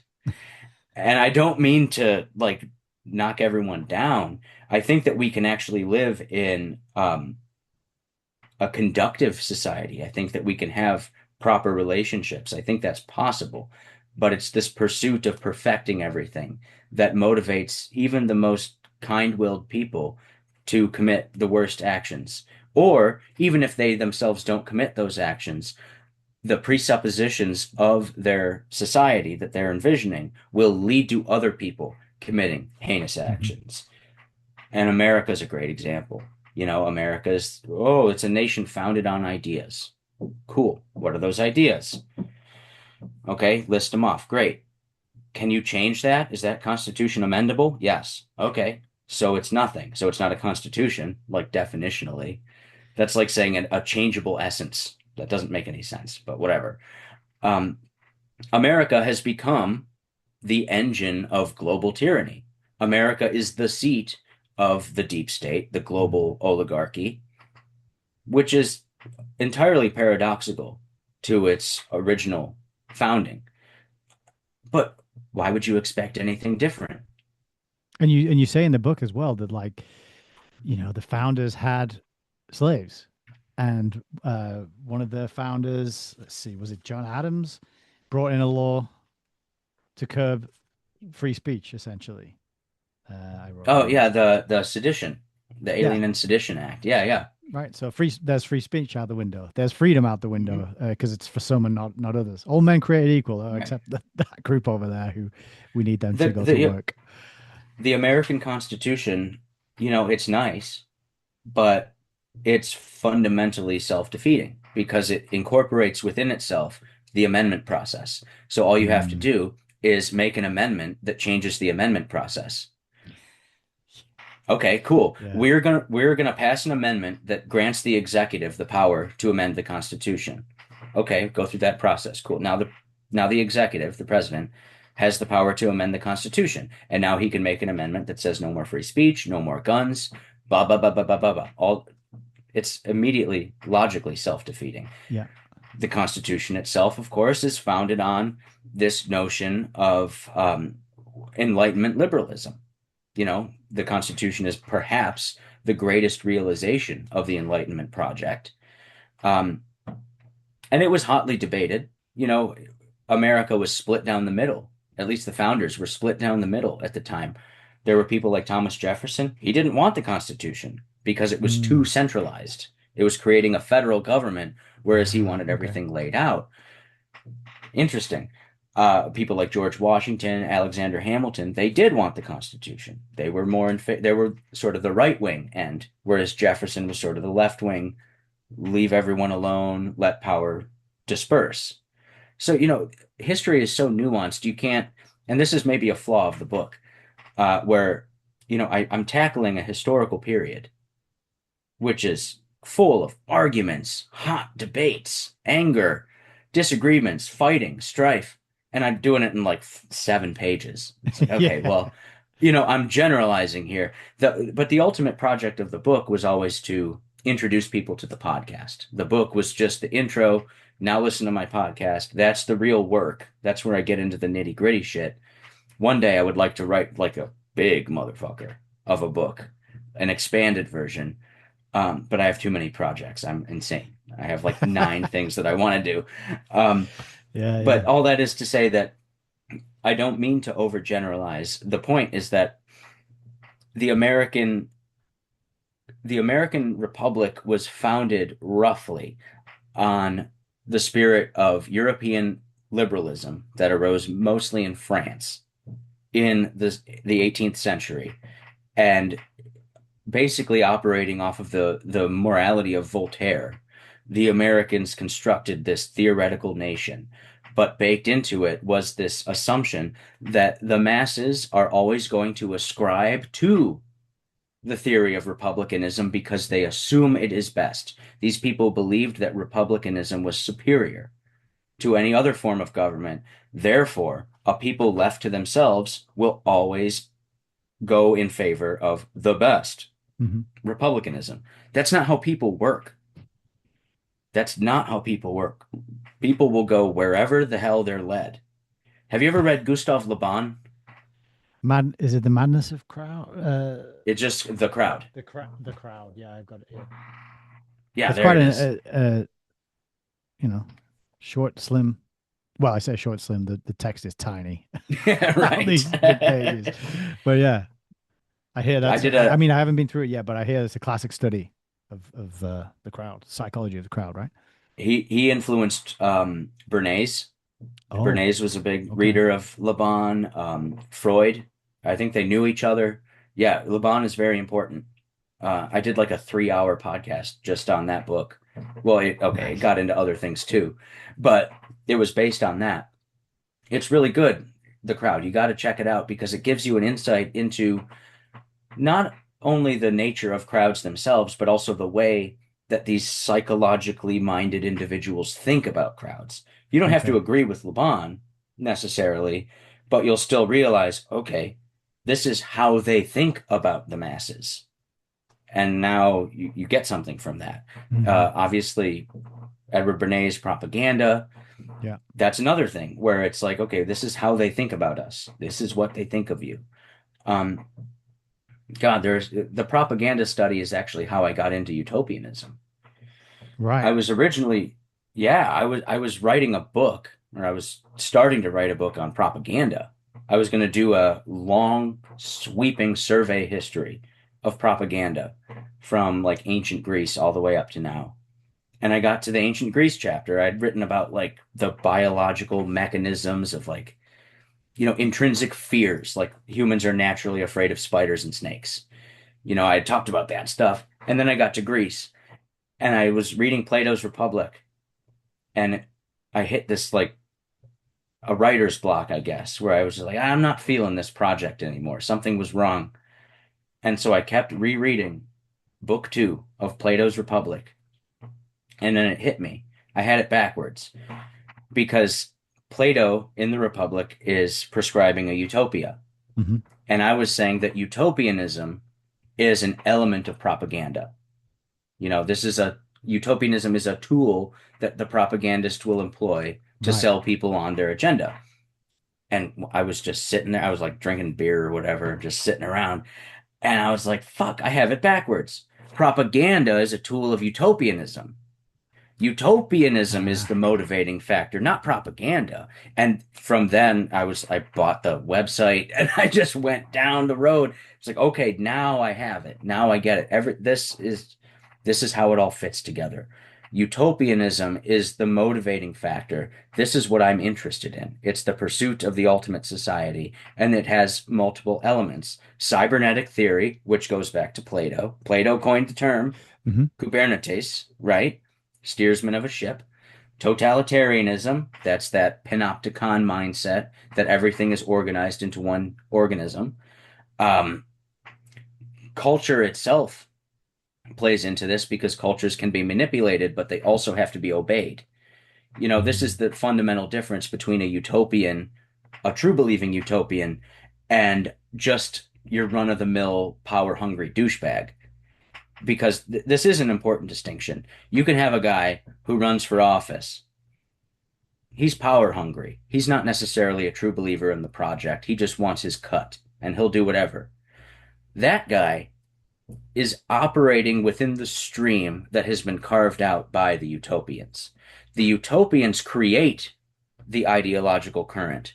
The power hungry, the power hungry madman swims within that current, and that's the difference. Yeah. And so at that point, I began to discover, like, okay, I think I'm onto something here, where there are these people who shape culture. There are these people who shape the way in which the masses are directed. But they always have to listen to the masses. Propaganda doesn't work, but you don't press a button and the masses say, "Oh, we agree with this now." You have to listen to them. What are they receptive to? So, and that's something that people misunderstand about propaganda. You can easily straw man it, where like, oh, what, you believe that the government can just say whatever they want and people will believe it? That's ridiculous. It is ridiculous. That's not how it works. Propaganda has to look at the psychological makeup of the target population, Yeah. see where they're at, and then play within those confines. Yeah, that's But it. by doing so, they can direct the current somewhere else.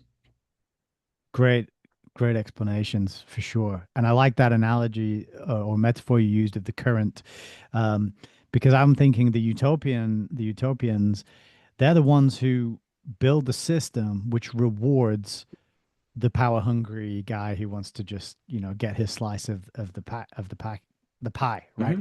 And so he'll just fall in line, do whatever the people above him tell him he's supposed to do. He's an order follower, in other words, no more, no less. He might be ruthless, cunning, he might be a good actor, willing to lie and all that stuff, but ultimately he's taking orders and he's aligning himself with the way the system is so that you can, you lie to that big group of people over there. You've got charisma, you lie to that group of people over there, tell them this nonsense, and then you get your pay bump or your lucrative speaking engagement or whatever the reward happens to be in that case. But the real utopians are the ones that are like designing the systems, right? Designing the Hmm. feedback loops, designing how we're going to tweak this and how we're going to manipulate, push this group over here or play that group off against that group or make this group feel a certain way so that then they're more likely to do this action.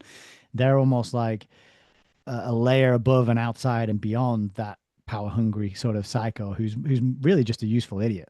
I would say he's Yeah. more like a pawn on the chessboard rather than the actual player, commanding the whole side of the army. And this is why it can manage to be intergenerational. Because once you set these systems up, they operate on their own. Yeah. The cogs in the machine, being people, they actually facilitate the perpetuation of this machine. The deep state, this is a term that's come up in American common parlance for like 10 years now, since the rise of Trump. But of course, it's an older term. It comes from Peter Dale Scott. I'm Hmm. sure you're familiar with his work. Um, this I mentioned before we started recording that I've been working on this JFK series. The reason I'm doing a JFK series is because I see it as an avenue by which we might examine the nature of the actual deep state. It's like a case study. Hmm. And if you think my definition of utopia is wordy, wait till you hear my definition of deep state. Okay. It's like a paragraph. I'm looking forward to it. Um, but effectively, the idea is that the deep state is an ecological system. The deep state is that ecology in which differently interested, powerful people, and by power, I mean people who possess resources and influence, powerful people transact with the government being defined by Max Weber's term, the legitimate or the monopoly on the legitimate use of force in a given area.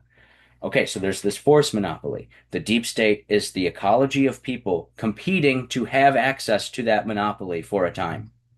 That's it.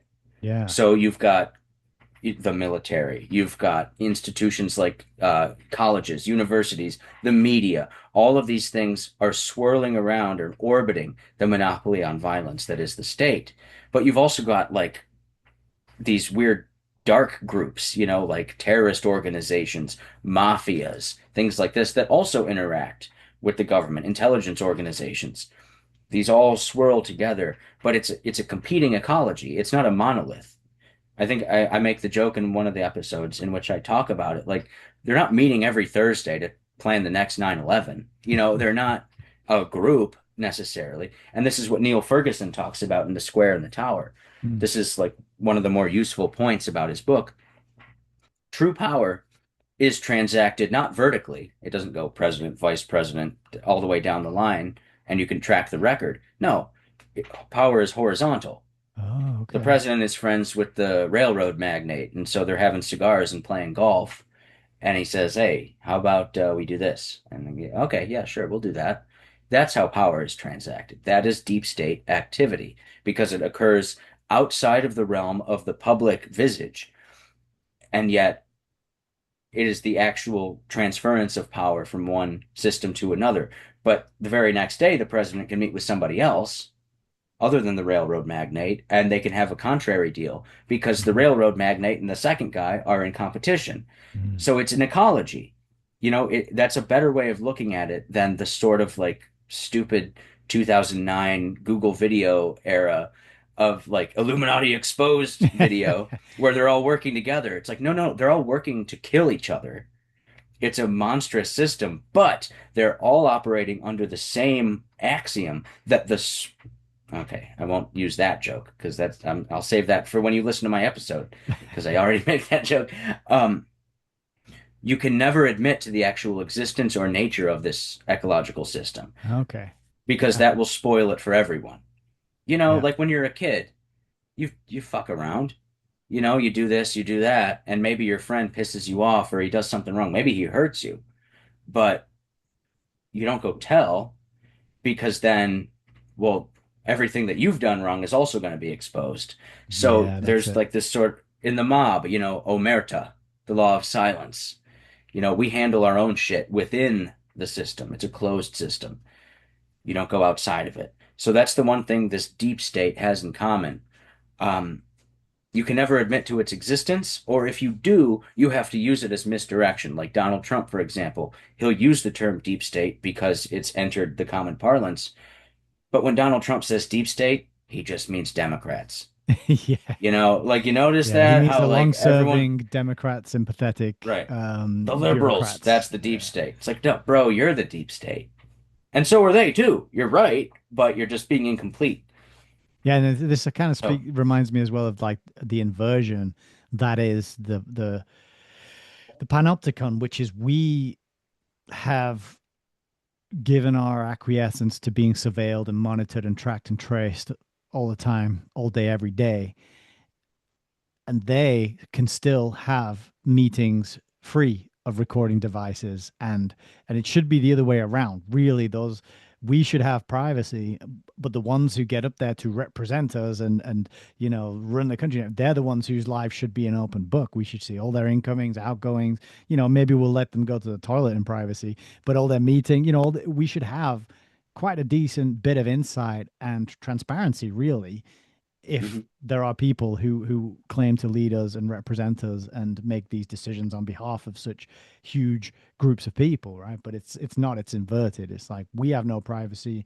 We're the ones whose data is mined and harvested and sold to the highest bidder and used against us through the propaganda and the manipulation and the algorithmic tweaking of our desires and thoughts and dreams and all that sort of stuff, and they're insulated from that. And they're the ones making, like you say, making these deals, swimming in shark infested waters. But sharks can mhm, team up and they can, pick on the weaker sharks, and predators will, psychopathic predators will work together. They will cooperate. They'll be paranoid and they'll be watching their backs the whole time, and they'll be trying to outdo each other and backstab each other. But when you're a high level psychopathic, intelligent, predatory type of personality, that's the game you play. You're born into it, and that's the game you play to get power, isn't it? And to get ahead in that whole system. So yeah, fascinating. And so we've been going for a rough, coming up on 2 hours now.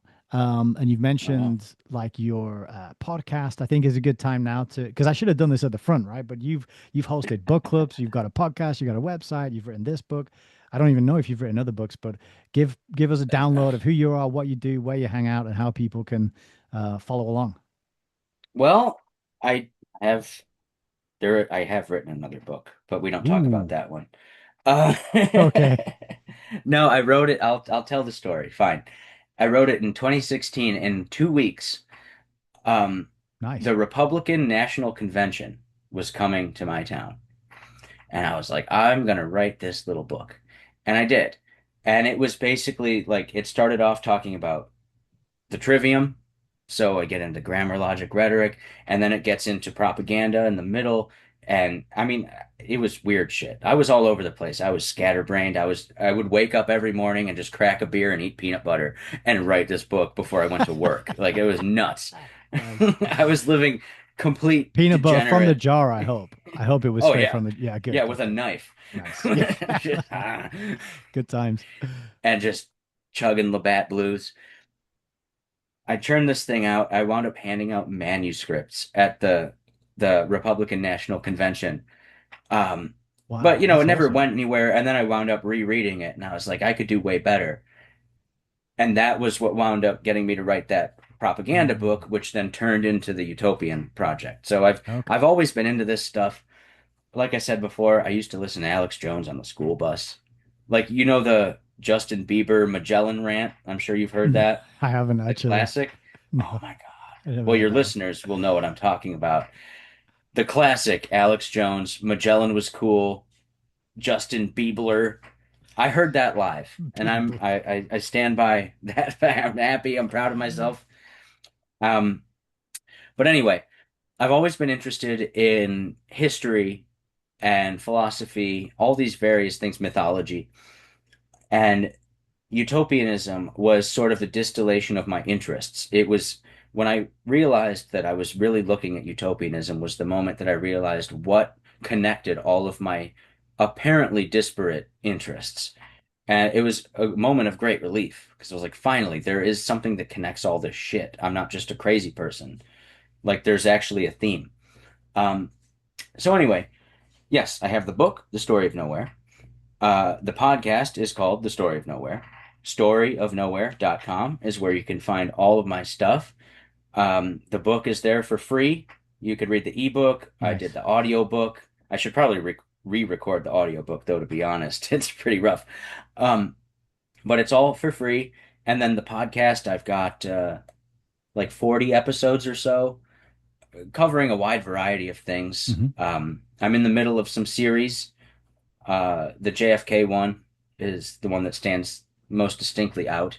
That's where I'm really trying to get into the deep state, but also I think it's a really good, actually, I'm proud of it. It's a Hmm. good exploration of the case itself. I did 2 hours just on the Zapruder film, which is 26 seconds long.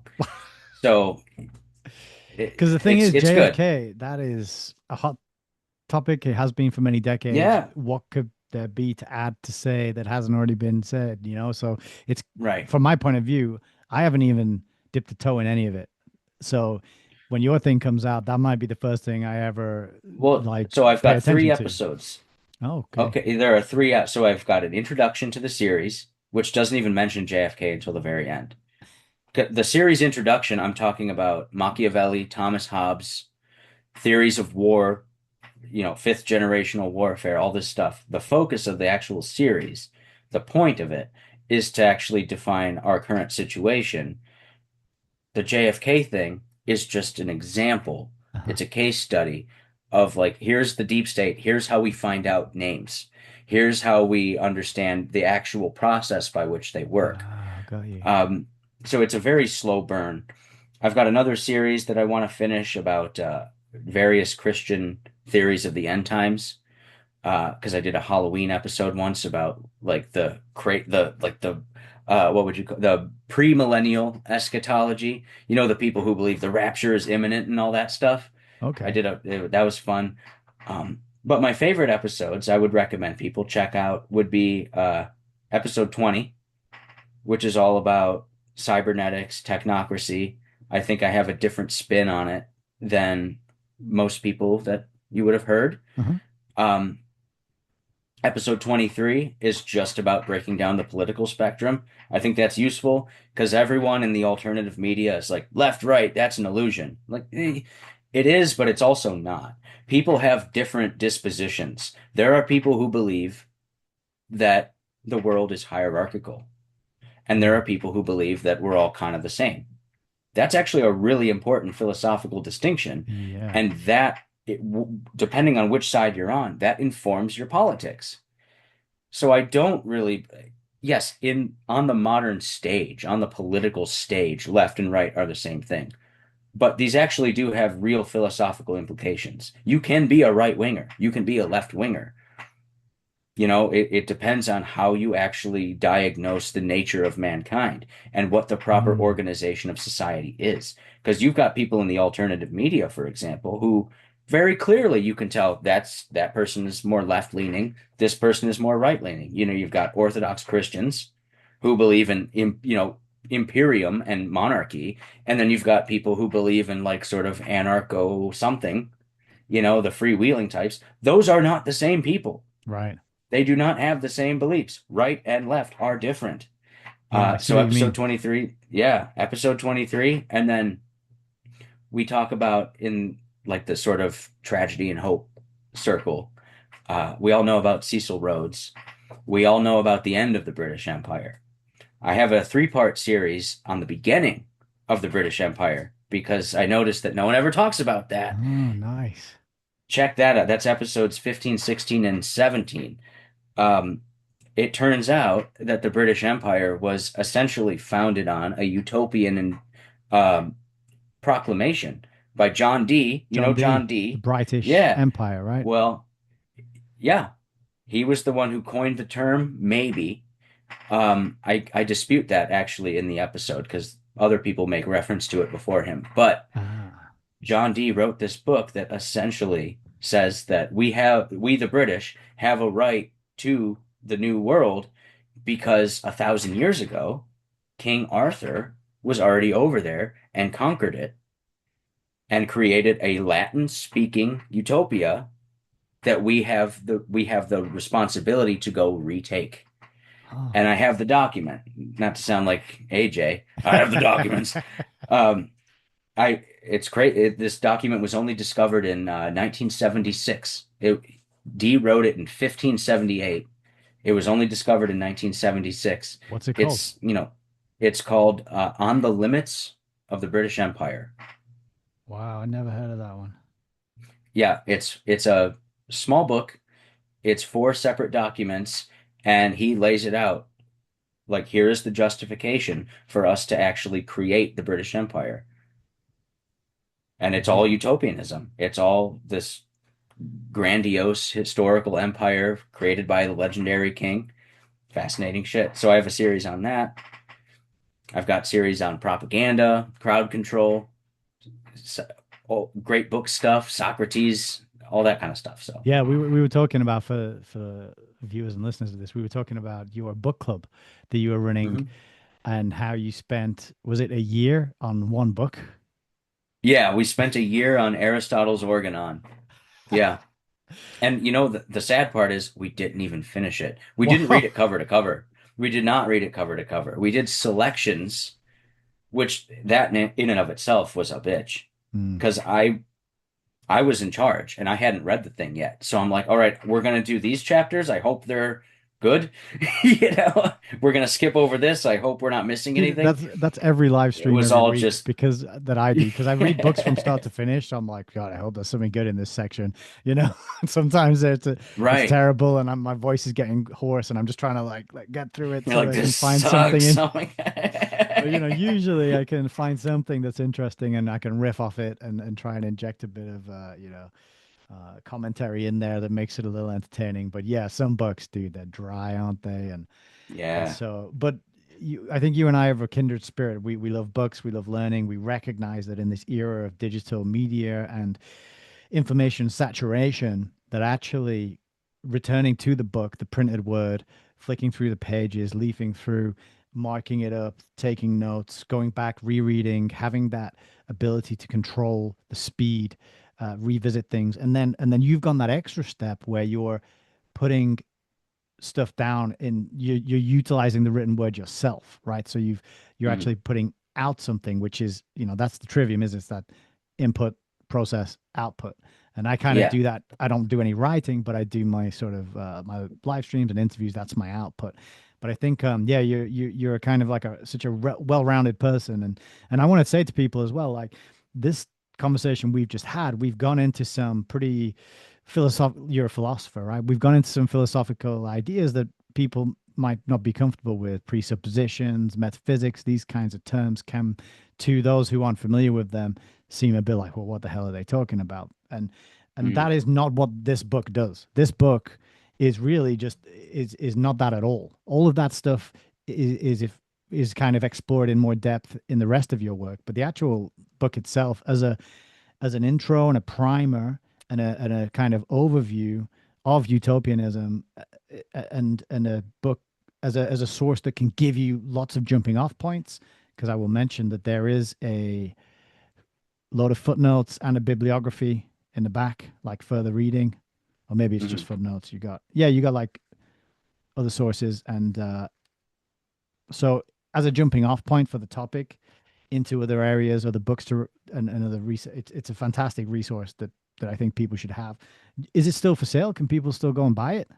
The physical Oh, copy. absolutely. Yeah. Storyofnowhere.com/book. Nice. Yeah, you can get it there. I also sell, if you go to storyofnowhere.com/library, I've got a very, very meager catalog of other books that I have reprinted and am republishing. I'd like to Oh, expand this catalog. It's what I have a book on historiography that was written in the late 1800s, just to give people an idea of how history was, as a subject, approached by scholars at the time. I have a hardcover collection of the political works of Plato. That's a good one. I've got a history of the monastic schools in the Middle Ages, which that was published, I think, in 1909 by wow. this guy, Andrew Fleming. And that's a good book because it gets into the liberal arts and the sort of European tradition. There, it's a good resource for trivium material and a number of other things. I'd like to expand it, but there are other things that you can get, not just my book. But the book itself is for sale. I was inspired to write it, as I say, because of the propaganda utopia distinction, but also because someone in autonomy actually, just kind of as an aside, quipped that a book is better than a business card. And Ah, I said, nice. oh, interesting. Okay. And that kind of stuck in my head. And then I was reflecting upon the fact that every family get together I had, like Thanksgiving or Christmas, I was always spouting off and we were always getting into arguments. It was fun. My family's pretty, they're used to me at this point. Um, but I would get into it and I would find myself just sort of going down the rabbit hole for this particular thing. I would go on a tangent, not stick to the point. What is my point? I would just go off. And so I decided that it was time as an adult to, because, like I was 14 years old and just ranting. So, okay, now I'm grown. Now it's time for me to distill actually what I think. So I need to write it out. Like John Taylor Gatto said, Yeah. write to yourself and then argue with yourself. So there was that aspect. And then that combined with the book as a business card thing, I decided that I want to write a book that I could give to my grandmother, who doesn't give a shit about any of this stuff. She just wants to watch Oprah and hang out. That's Yeah. her. God love her. I want to write a book that I could give to her, and it's not too long. It's not too crazy. Maybe it's a little, I want to push a little bit. I'm not going to dumb anything down, but I want to just present my position in the cleanest way possible. And so that's what I did. And then luckily COVID came around and they shut my job down. And so I had a lot of time off. And so I finished the goddamn book. Nice. That Yeah. was One of great. the silver lining. Right. Um, that being said, though, I look back on some of, the book came out in 2020, and I look back on some of it and I'm like, yeah, oof. Really. I would say that differently now. Time for a Or second edition. yeah, yeah, yeah, yeah, Just definitely. add that I to one of have, the your many list of projects on your to-do list. it's a nightmare, dude. It's a nightmare. I don't know what I'm gonna do. But I've changed a lot in 6 years. I have different positions than I maybe had back then. Mm. I listened back to some of my early podcasts and this is horrible. I hate it. I know I'm not really selling myself here. Some of them are really good though. Yeah. But I'm like, fuck, I would do that differently. But whatever. It's a work in progress. And that's one of the things I said in my original, like my introductory podcast episode is like, you're getting my train of thought, warts and all. And so if I do change my mind, you're going to hear about it and you're going to understand the steps. So as cringy as it is for me to go back and listen, it disturbs me. I'm like, God, was I really that dumb? Was I really that naive? It's like, well, yeah, but that's the point. That's why you did Yeah, this. that's I it. did this Exactly. because I want a record that keeps me honest. And so if I go back and say, you know what, I think this now. All right, cool. It's all above board. I'm not grifting. There's no Yeah. like subversive bullshit. It's like, no, I know I said that, and now I say this, and here's why, and here's what changed. And And you shouldn't be, none of us should expect to be the same and think the same and say the same and believe the same things over any amount of time, right? right, We should all be seeking and striving to finesse our understanding and what we believe and what we think and what we say and how we communicate and improve it, right? It's not just about changing and changing on a dime for the sake of it and just being contrary and argumentative, but it is about solidifying and clarifying and crystallizing and getting as close to objective truth as you can, assuming you believe in objective truth. But I think most of my audience do. They're not sort of relativistic solipsists. well, even And if they think they don't, they still do, so it's fine. yeah, yeah, that's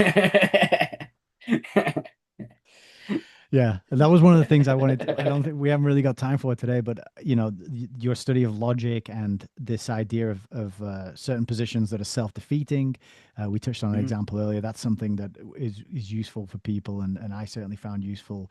For example, I heard someone, probably Jay Dyer, actually talking about multiverse. And he was saying, firstly, in his course, he did a philosophy 101 course. Firstly, he talked Oh about yeah. how multiverse is way really old.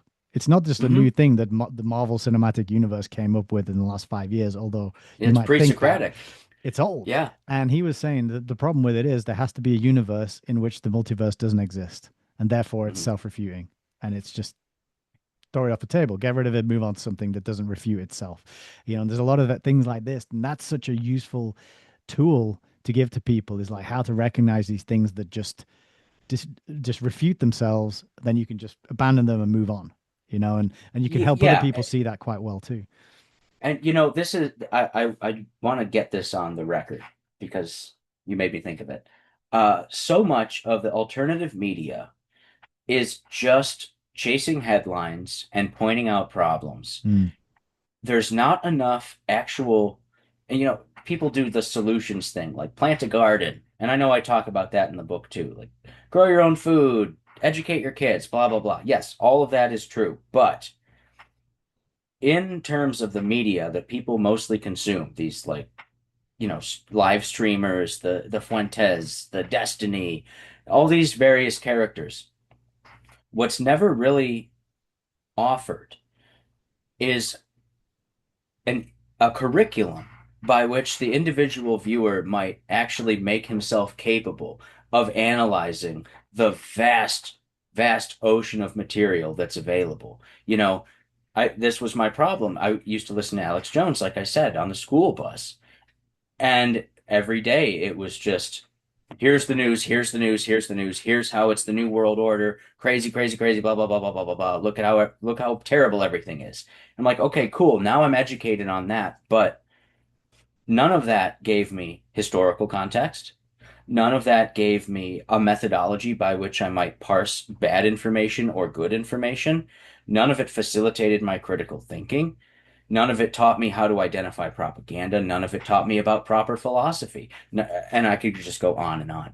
What people need is an actual, I hate to use the word curriculum because it's so school-like, but Yeah. that's what it is. What you need is a curriculum. And this is why I gravitated towards the likes of like Richard Grove, Brett Veinotte, Kevin Cole, the classic, the Tragedy and Hope Circle, Corbett. Um, because these are guys who are like, okay, yeah, sure, here's a news story. But more importantly, here's the broader historical context. Here is how to think about this. And here's a list of books you need to read before you can even begin to understand Yeah. what I'm talking about. That, I think, is what we need. Unfortunately, the masses are never going to ascribe to such a program. It requires the people who are into it, people who have an interest in actually learning about such things. Hmm. They're the ones that need to be appealed to, and they need to be appealed to strongly. We need to be putting on, show like you're doing. I think you're doing the Lord's work. You're looking at the important books and you're talking with people that you think are interesting or have something to say and you're presenting that, by the very nature of your work, you're giving people something to refer back to create context. So that then when they look at the news, they say, oh, well, wait a minute, Iran. I know about Iran because that guy on that show told me, okay, and I read that book. Great. Now I have context. Mhm. Now I could make an informed decision rather than just go along with whatever the fucking crowd pleasers have decided they want me to believe this Rather than week. just downloading your opinion on, and parroting Yeah. it. Yeah. It's And funny you so that's say been the, the like we people need to or it's funny you mentioned that step of here's a bunch of books you got to read before you can look at that stuff. That is exactly the process that I am in and documenting with my channel. Is like, okay, I don't know what the hell's going on, but I know there's a bunch of books over here that I should probably read before I can even try to talk yeah. about the current stuff, and so that's what I'm doing. I've read books. I read H.G. Wells' The Open Conspiracy. I did like a 1914 book on the Rothschilds. It was a bit of a hagiography type of aren't they all fantastic and wonderful type of book, but it was an old book. I've done a Bertrand Russell book. So it's about like trying to do that publicly, share it with people, show people, hopefully create some evergreen content in the meantime, but also drum up some enthusiasm and show that, like, look, you don't have to be academic, you don't have to be qualified to crack a book and start reading it. And the more non-qualified, non-academic people who are brave enough to step out of their comfort zone of binge watching Netflix or just soaking themselves in the podcast industrial complex, which is what I call it now, step out of that little warm comfort zone of input, where other people do the thinking for you and just crack open a hard book and struggle through it and say, this is really fucking hard. I don't understand 90% of what I'm reading here, but 10% of it did actually land. And Yeah. because that's what I did with Anglo-American establishment. I read that whole thing and I'm like, this means nothing to me, basically, for the most part. But that was, I don't know, 2.5 years ago, maybe. If I went back and read it now with what I've learned in the intervening time, I'm sure I would get a lot more out of it because I've filled in a lot more blanks and raised my awareness of a lot of the context. I'm more familiar with the names, I'm more familiar with the groups. So it's just about like saying, I'm not qualified to do this, but I'm going to go and do it anyway because the books are available, the information's available, and more people need to be doing it. And too many people, like you say, are just keeping us on that hamster wheel of news, information, outrage, fear, drama, entertainment, all rolled into one. And it's addictive. And it gives us that cortisol spike that we like, and it gives us that like outrage or the fear that we get addicted to. So yeah, I appreciate the kind words and that you recognize what I'm doing, and it's absolutely mutual. I recognize that what you've done with this book, with your podcast, with your many projects that you're continuing to work very hard on. Like, I haven't listened to your podcast episodes. I didn't realize you had so many. I'm very excited now. I've got something Mhm. new to listen to dive into. But if Hey, this, man, some of them are good. Dig it. but the book, like it's diligently written. It's very accessible. I can tell that you worked hard on it. I wasn't surprised at all to hear how hard you worked on that definition of utopianism, right? And because you clearly fulfilled what you set out to do, as you just described it, right? A book that you could give to your granny. I could give that to my mom, my granny, anyone in my family. I could very Right, happily buy this for them and say, look, you might not be into all the stuff I'm into and that I rant about online for 3 hours a week, but you could read this little pocketbook and get a very large right. piece of the puzzle of what I'm trying to explain and talk about and show to people. You And at know? the very least, even if you don't give a shit, at the very least, it's just a little history book that you could just brush up on, like, oh, the Mm, Enlightenment, oh, the Middle Ages. Okay, cool. It's just a little romp through history, at least. yeah. Um, and that was the goal. And then with the show, I'm not a headline chaser. If you My episodes are constructed in a way in which I'm trying to design a curriculum for the listener, where the first 5 episodes I did is a series on the history of critical thinking and how it Mhm. developed, how the system of actually parsing out abstraction was defined and codified in the West. And I bring in the East too, actually. Um, but I address propaganda, cybernetics. I'm trying to hit these fundamental aspects because until you understand these things, you are not ready to chase the headlines. Mm. Everyone chases the headlines. It's too easy, but the problem is because it's so easy, it actually becomes more difficult to gain a real understanding. If you want a real understanding, you have to turn the news off and go crack some books and look at the history and understand, okay, where did this state come from? What is a state? What makes a state good? What is good, Socrates? And then before you know it, you're back reading Plato. And that's where we go. Yeah. I've got episodes where it's just recordings of my book club and we're talking about Aristotle. Like, okay, let's break down this law of logic. Mhm. A 2 hour episode, just talking about logic. That sort of thing. Um, it's more broad, which is evergreen. That's the thing. The headline chasers will never be evergreen. No. Um, if you want evergreen content, you have to create context. And that's the important issue, and that's what I concern myself with. I'm not really interested in what happened today. I'm still here. Let me know when the nukes start falling. All right, then I'll be concerned. But until then, I'm gonna contextualize myself because I've only been here 31 years, and there's a lot of shit that happened way before I was around that I need to know in order to understand what's happening today. And so that's what I concern myself with. And this is what leads me to this utopian strain. Um, that seems to be the motivating factor. I mean, we could go on and on about the specifics of the modern day utopia, but Mhm. perhaps we'll leave that for another time. Sounds good. So I think this is a good place to wrap it. Thank you so much for your time. Thank you so much for this book. I'm glad we finally got around to recording this. I feel like we could definitely do another 2 hours easily because there's so much to pick apart and dive into. And we're on the same sort of path. I think we've made that realization. I can't understand what's going on unless I go look backwards a little bit, find out what people wrote, what they described, what they committed to paper. Because that's the other thing is with books, with your book, you'll know this. That you got to believe in what you're putting down, because otherwise, because this thing is going to be on record. Your name's on this, man. You know what I mean? For Yeah. better or for Yep. worse, that exists, Yep. and people will always look at it and go, Daniel McCarthy. What the hell? He wrote what? Right. No, But yeah. yeah, so it's like, but all books, I treat them all like that's why I love them. And I could tell you as well, love collecting them. And it's like we were talking about places to go and dig up old books and library sales and things. So yeah, it's great to meet a kindred spirit, spend this time with you. I hope we can collaborate again at some point in the future. Good luck with all your upcoming projects. Just to remind everyone, it's storyofnowhere.com. That's correct, isn't it? Yep, you're nodding. So that's Yep. good. Yep. Cheers, man. It's been an absolute pleasure. Thanks for hanging out tonight. Thank you so much. It's been a blast.